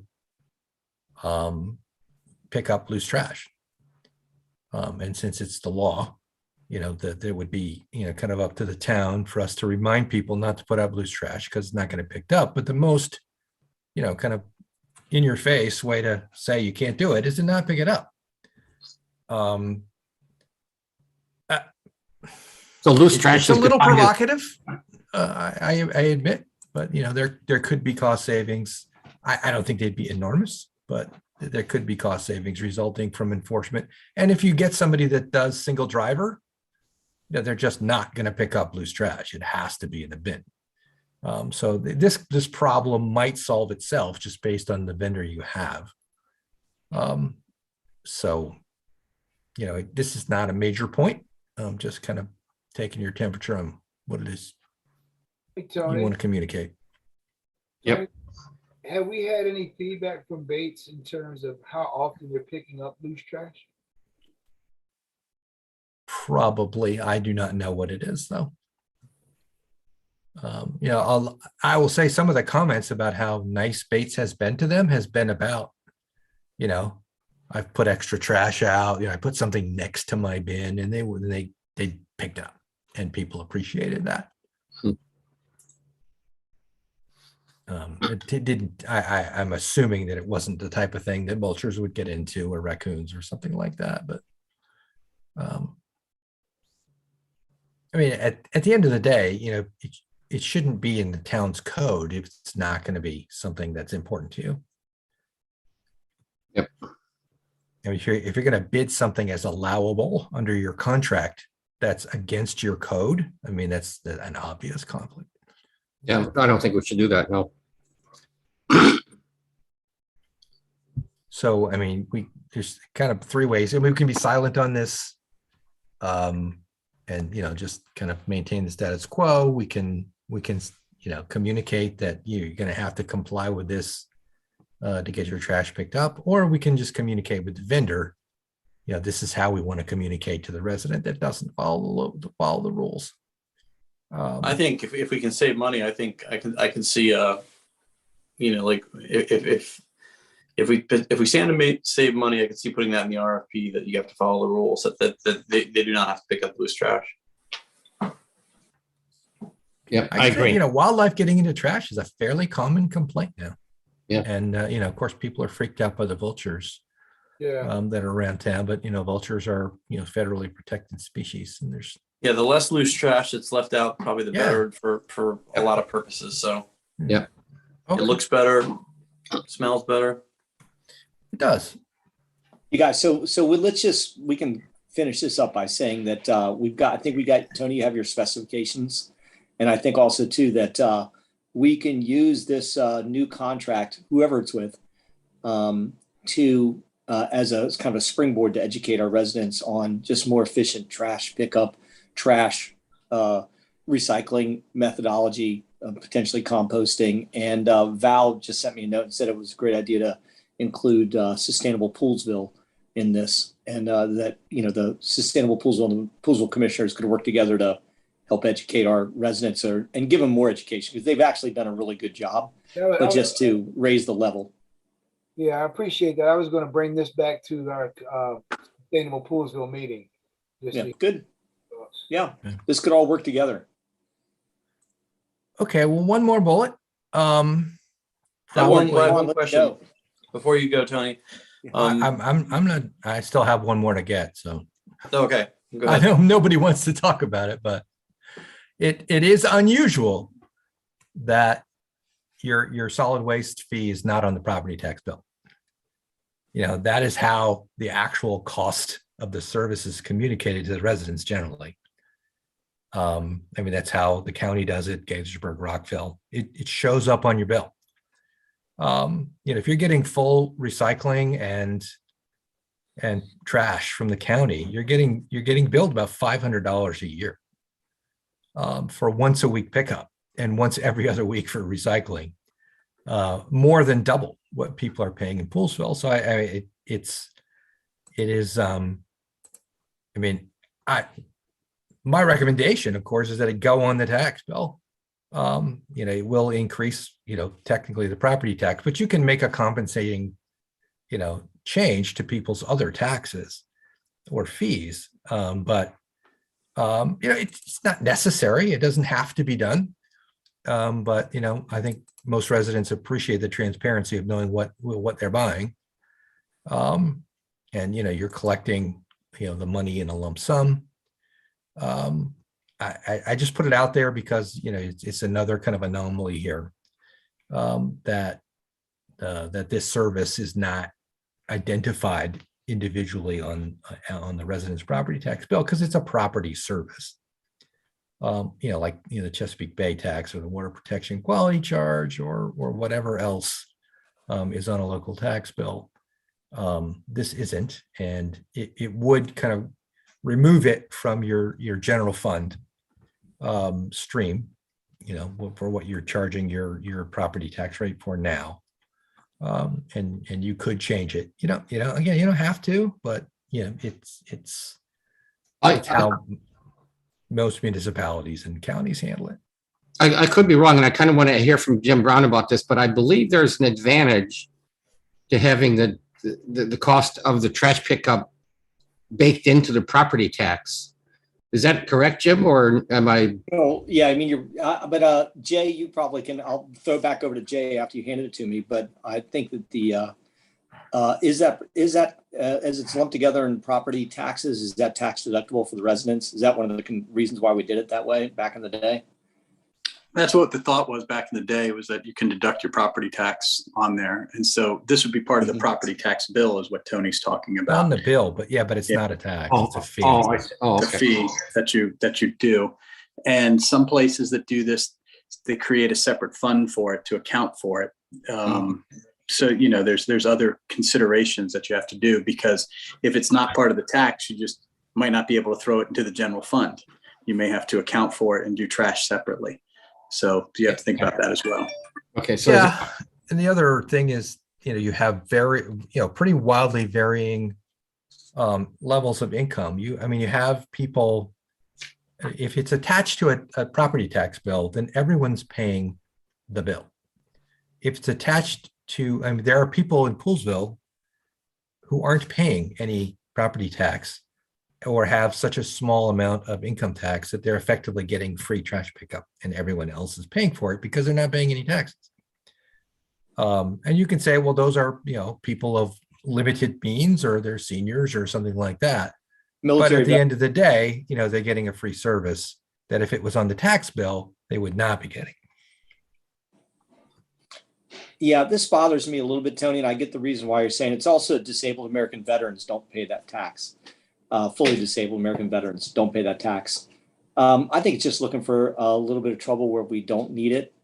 And I think that it was an eye opener to talk about how inexpensive it was and that the residents thought it was more. But we've always known that on a per resident basis, it's inexpensive. My vote would be just to leave it like we have it. And if we want to adjust again in the future, this is a little bit of kicking the can down the road, but I just don't see a reason to break it out. And I talked to dozens and dozens and dozens of residents all the time, because a lot of times I'm selling their house or I'm selling somebody else their house. And for now, they seem to think our Poolesville town tax, maybe if it was broken out, it would be different. But we offer a lot of value for our town tax. And I'm not sure if breaking it down is going to help that or not. So that's just that doesn't have a lot of logic behind it.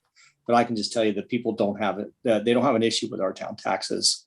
They know that we're supplying, when you can point to street lights, trash, sidewalks, street cleaning, there's all of our activities. Right, exactly. That's if you start breaking it down, what's next? That we may somebody want to say, how much are the entertainment dollars that I'm paying for the events that we don't go to? So I'd probably just say we give a good value. Everybody pays for the good value. Yeah, that's what they are. And it isn't really relevant for the RFP, is it, Tony? No, actually, it's completely okay. independent of the RFP. You could do this anytime you felt like it. Okay. Yeah, I guess I really hear what Tony is saying about transparency. I would like to revisit it. I'd like to do a little bit of research on this on my own. Yeah, sure. And Sure. revisit it. I do also think it would be good to give the answer to the question, what the cost is. It would be nice to put that out there. Maybe we could just put it on our town Facebook. Well, page the or whole something, presentation is going to go up. Since so many people said, okay. well, we don't know. Yeah, Yeah. there was a lot of interest in people seeing the results of the surveys, and we're going to post them. But it's roughly $20 per household per month. Yeah, per month. That's a pretty good service. Yeah, for possibly 12 trips a month. That's Yeah. unbelievable. Yeah. Now, what will be interesting is to look at what the bids come in at, and then what will change from paying the $20 a month per household to whatever, what the increase would look like. Mhm. So I do think sharing the survey and being transparent, I support that. And I think it's important to be able to explain why there's a jump in price if there becomes a jump in price, which probably will happen. Okay. So, all right. Well, thank you, Tony. It's Very, good. very useful. Yeah, thank you very much. Yeah. Yeah, thank you, Stop Tony. sharing here. Before we go to the next item, if you don't mind, I did have a conversation with Julian Singh, and he is excited about joining our town manager search committee. Awesome. So if it's okay with everybody to add him, I think we all know who he is. I mean, I know that we interviewed candidates before, but I think that Julian's a known factor with everybody. If it's okay with everybody, we can just add him. And then Jay, is that something we have to go through a motion and do, or can we just agree to add Julian? I think if you're all agreeable right now, then he's added and we don't have to do the search committee, and that's you're one step ahead. Yeah, no, I know Julian very well, and I've watched him in different venues, from his coming over to the Scouts to do things, and then just his wealth of knowledge and things that he does with the vets, and then things that he does in his work. So I think he would be an ideal candidate to do what we're asking residents to do. Yeah, I agree. I know Julian a little bit, and everything I know about him and have heard about him and everything is all very positive. I think he'd be a good asset for that board. Yeah. Excellent. Jeff and Carrie, are you okay with it? Yes, definitely. Thank you. Gary? I'll go along with the group on this one. Okay. So you ready for town manager's report? Well, are we still under new business? Yes, please do. No, we're down to town manager report. Oh, well, I had something I wanted to add for new business. Oh. Do we do that afterwards or what? You Well, add- typically that'd be add for the that next agenda, I before- think, but We can add something for the next agenda, or you can add it. You can send an email for the next agenda. Well, I did want to add something for the next agenda, yes. Can I bring it up now? You could email it to everyone. Can I email it? Yeah, No. just email it to everyone for the next agenda. All right. Well, I would like for us to, this kind of came to me when we had Joy on the phone recently, on the commissioner meeting recently. She was asking some questions, and it kind of made me think about a few things. So I'd like for us to add to the next agenda to give some thought to reorganizing our structure. It feels to me like, I kind of didn't have a good feeling on our accomplishments when Joy was asking us about that. And it feels to me like, if we just continue doing the same thing, we're going to get the same results. And I really want to try and bring some energy and some new ideas, and maybe kind of shuffling things up a bit at our next meeting. Just give us some thought. We can add it to our agenda for the next meeting. That's what I wanted to add. But open to ideas or whatever. So Jeff, will you put that into writing so that's something, I guess they're asking that you put it on you have to submit something in writing, but what you're asking for is you're looking for some sort of restructuring or something to do with our board makeup, or what are you talking about? Yeah, it has to do with our board makeup. I don't know what the answer is, Jim, but I would like to see us maybe shuffle our positions so that we can get, this whole past year, and there's a bunch of things happening, the COVID stuff, and we had to look for Tony and all that kind of stuff.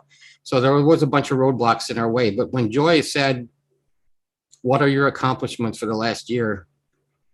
I mean, I was taken back because I had nothing to write down, and that's not good. It's not a good feeling. And I think we can, I really want to do better. So yes, that's what I'm asking for, Jim. No, I think, Jeff, I think you have a valid point in terms of when I sat back and reflected on that and asked myself, the same thing. I actually went back and just read a year and a half of minutes. And I was just thinking about there's some things that we haven't done that we need to do. And so it's, I want to be able to look at just what our strategic priorities are going to be. Yeah, that's right. Yeah. Another piece I think is real important is how we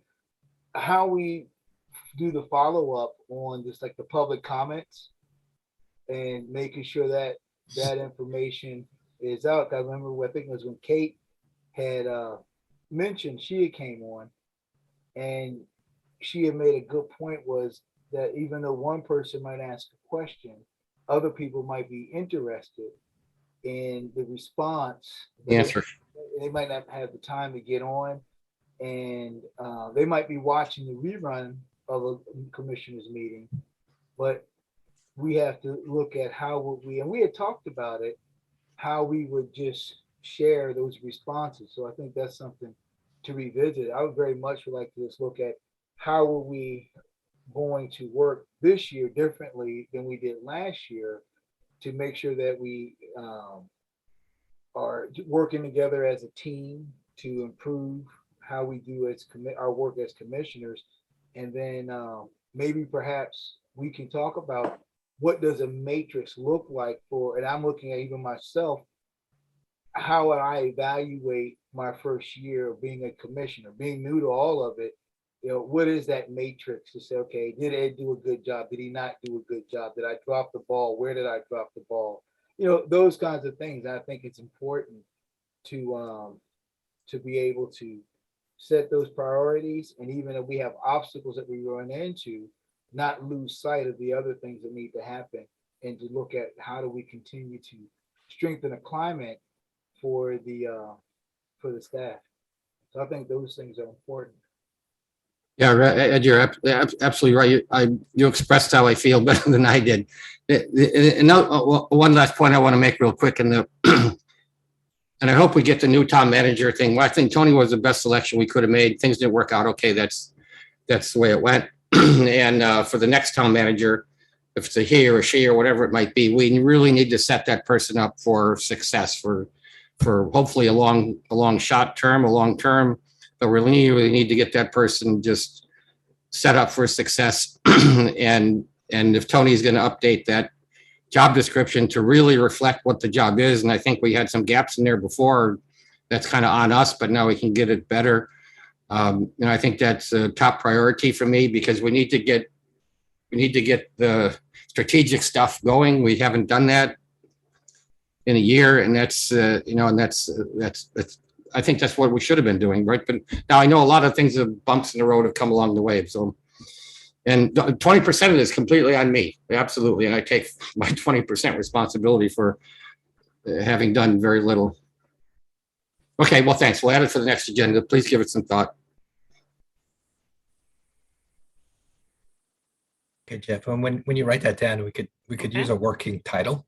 Because I'm Okay. kind of grasping at that, but just think about it. You got 2 weeks or one Yeah, week sure. to get us 1 week to get us a title. So Okay, thank you, Tony. See your town manager's report, Tony. okay, I've been talking a while, so just a few, again, mostly administrative things.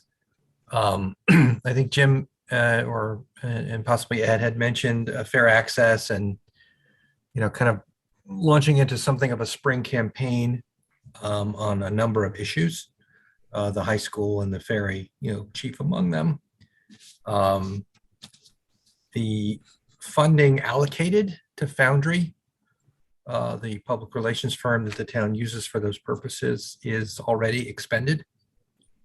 So, going to need either some permission to overspend that account or we need to go in a different direction. So, but I think we budgeted $25,000 and it has been used in the first 6 months. So I'm open to suggestions about how you want to proceed. Just from my perspective, thanks, Tony, Fair Access is going to provide a budget breakdown for the funds that we actually used as the committee. And some of the funds have been intermingled between town use and Fair Access use. So we're going to provide a breakdown for that and for all the commissioners to consider. And it's our contention that actually Fair Access is quite a bit below the 25,000 mark, but that the town has used Foundry on a limited basis, which has used up some of those funds as well. So we've actually, as you guys know, Fair Access we put a lot of our own skin in the game, and I'm talking personal, where we pay for things out of pocket, letters, postage, et cetera. We've done all this. We're going to continue to do it because we're dedicated to the cause, and also we don't want to put an undue burden on the town and our budget.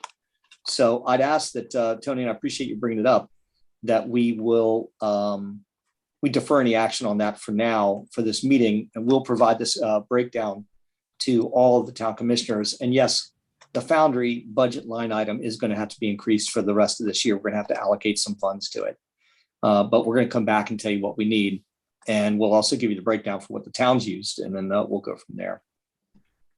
So just to be clear, we're kind of maintaining that Fair Access and the town are separate, which is the concept, I guess, that eluded me. I mean, there's Right. only one way, one line to pay Foundry, but so Understood. we're saying that Fair Access and the town are somehow different, or Well, there has been for the next budget, I would right. like to differentiate that, because it is.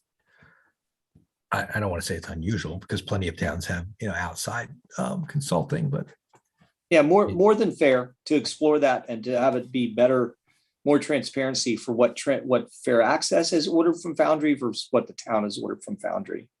Like, I can tell you from my own personal memory, I can't think of anything that the town has ordered Foundry to do. Not that I'm aware of, but that, I mean, without question, Fair Access has ordered, $13,000 to $15,000 worth of Foundry activity.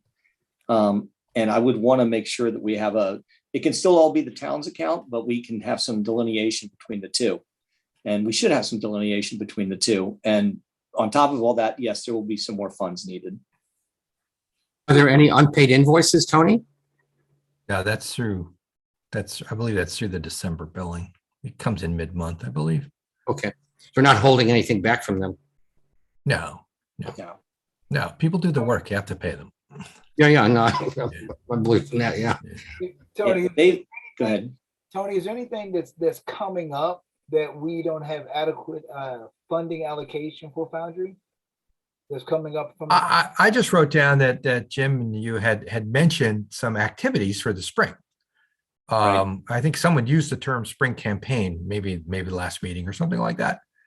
And I just, it's my job to tell you that, the funding that you allocated to this line has been expended. So, and Yeah. to get your guys, kind of permission, and Jim's going to do some sort of analysis, and that's great. And, we can And we'll go do that, forward from and there. we'll have we'll isolate a funding request in order to request that the commissioners hopefully approve an addition to the budget. Also, too, we'll have some clarity on what Foundry has spent for the town versus the fair access part of the town. So I appreciate you bringing it up, Tony. And we, Okay. without question, within the next 2 weeks, all the commissioners will see something on it, and that's something that we'll be able to talk about the next meeting. Okay. Tony, just on that same point, are you going to look for a bucket that's underspent so that if necessary, we can move a dollar sign from this bucket to that bucket?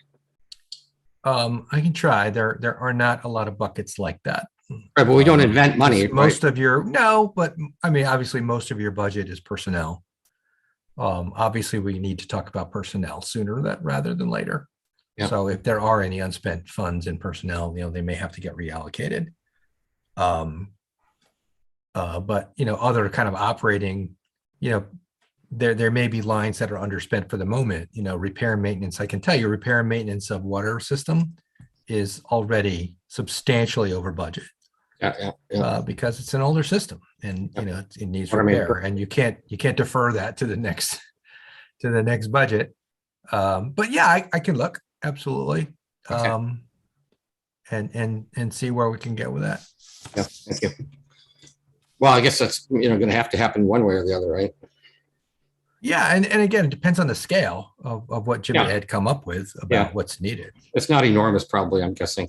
No, but if I had to say that there are lines that are underspent, Jeff, there absolutely are. Because the COVID has had that effect. That where you're overspending some lines and necessarily underspending other lines. Sure. Look at the holiday lights. We simply could not spend the budget because we were constrained in what we could do. And there's probably other examples of that too. Well, thank you.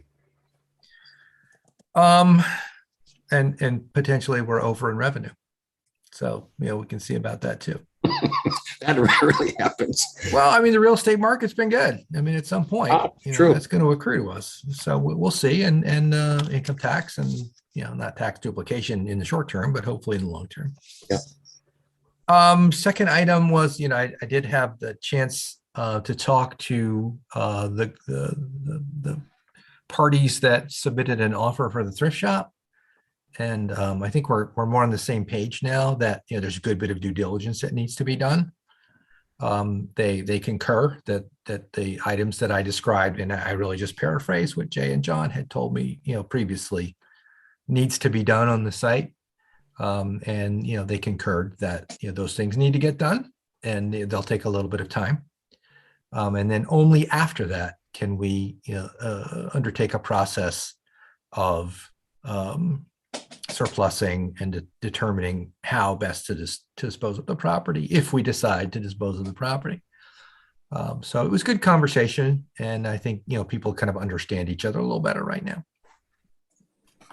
I had we're making good progress on the new employee handbook.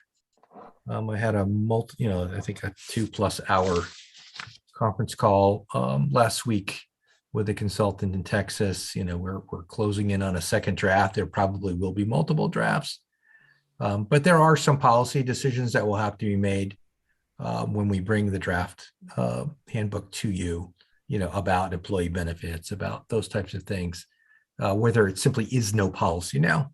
And a modern handbook needs to have policies about certain things. I can't give you examples at the moment, but you will see it before you'll have to adopt it by vote. So it's about a 38 page document that you'll need to familiarize yourself a little bit with. A lot of it's boilerplate, FMLA and federal laws that you just write them in there, and there's really nothing you can do from a policy perspective. But look for that in the coming months. It's one of my priority tasks that we had discussed. Another one was I have been having talks about bringing in someone to consult on the budget. and internal controls and finance. I've had some discussions, and I'm expecting someone to a CPA firm to submit a scope of work for our consideration in the next few weeks. I don't see that as a long assignment. What I really would like to walk away from that task with is kind of a roadmap to move forward, starting with fiscal 23. But I expect them to look at the existing document, the existing internal controls that we use, the recommendations that our auditors have been giving us for several years, to move that ball forward, and provide a report, and possibly come before the commission and describe the report about where they feel deficiencies might be and what improvements might be made, even recommendations about possible software packages that we can institute that better, result in a more efficient operation at town hall for processing our finances. So we're continuing to work on that. Tony? And, I sir. asked you just about that item you talking about there. Mm-hmm. You have any recommended or suggested timeline? I'm just thinking about when the budget has to be submitted, and then maybe back mapping items that need to be in place so that when we're ready to have a budget submitted and review that.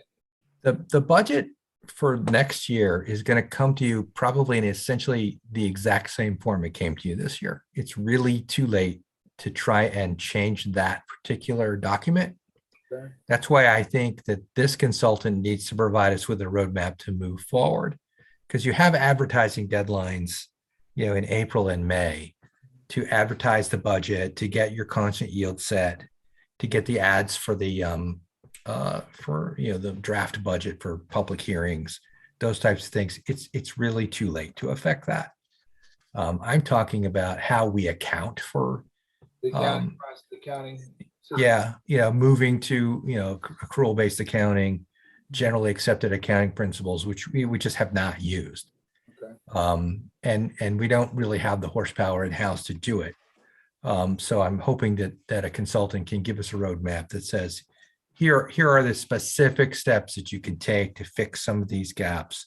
Here's a specific software package that's easy to learn or affordable, or hopefully both, that will solve some of these problems. But the next budget, it's going to have to launch before that. Right. Okay, thank you. And then finally, kind of circling back to the December 6th meeting, where it was pointed out, that we're aiming to try and get our agenda materials on the web prior to meetings. I spoke with town staff today. The training on what's known as Civic Clerk, which is a division of Civic Plus, which runs the website, is ongoing, and we do look to have background materials, like were emailed to you under separate cover for this meeting. Those background materials would be available to the public, and we're aiming for late February to early March. So like 2 or 3 meetings out, you would see the agenda would go out, but also the materials on the web to the public. I think I sent him an email after the December 6th meeting. I think Jim had some comments about, people were not informed. And the way to do that is to put agenda materials on the web where everyone can see them. It's frankly, it's been done, in every other municipality for, at least 10 years. So we are behind. But the training was needed, and it's being gained right now by the deputy town clerk personally. And we hope to launch that. The discussion today was late February to early March. Which will be a big deal. I mean, it will be good to have that structure and to have people have access to those materials. And that is my report. Before we adjourn, I just want to say one thing. I can appreciate what Jeff is saying, but I think that Jeff, you're overlooking things if you're thinking that we've had no accomplishments in the last year. I mean, just one huge one in my opinion, and it wasn't a lot of work or whatever, but it's been lacking in this town for probably since we've had a town manager, is we now have an HR policy in place. We have an HR firm. That helps protect the town. It helps protect the employees. I mean, that is a really big deal in my opinion. And like, we shouldn't, don't sell us short. Like there's things that we've done. I mean, hiring a town manager is a huge undertaking. And just by doing that, I think we learn things about ourselves. We change policies, we rewrite things. I mean, like that's a huge thing. I mean, stuff the Fair Access Committee has done like, they've done a great job. And they've done it with, our blessing and our input. And I mean, they're to say that this board hasn't done anything in a year is really, in my opinion, just not true. No, you're, Now, could we do more? Sure, maybe, I'm not debating that with you, but I'm just saying, like, that like we do have accomplishments. We have done things. We've done important things. We've weathered COVID. I mean, we've had good COVID policies, so there's things that have been done. yeah, no, you're right, Martin, and I shouldn't diminish that because it is important. It's important for Poolesville.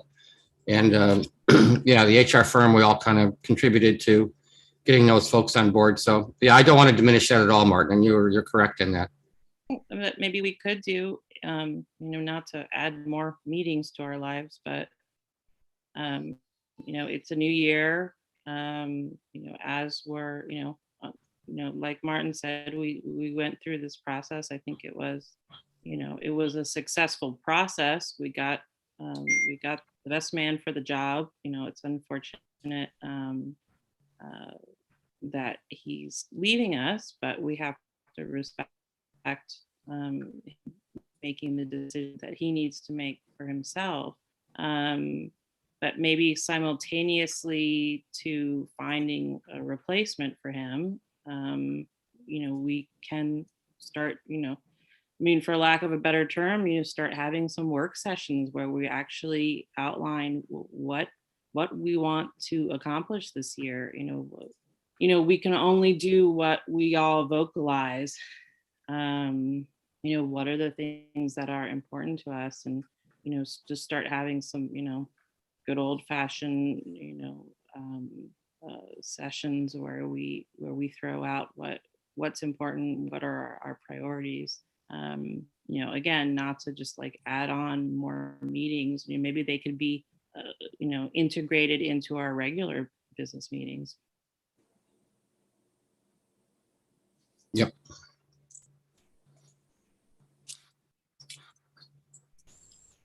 All right, if that's it, do you guys have anything else? Because I'd like to make a motion to interrupted. adjourn. Double second. Okay, sorry, was that a motion to adjourn? I'm sorry. Yes. Okay, thank you. So, do I have a second? Second. Can't see. Thank you, Jeff. Welcome. All those in favor? Aye. Aye. Thanks, you guys. Happy New Year. Yeah, thank you very much.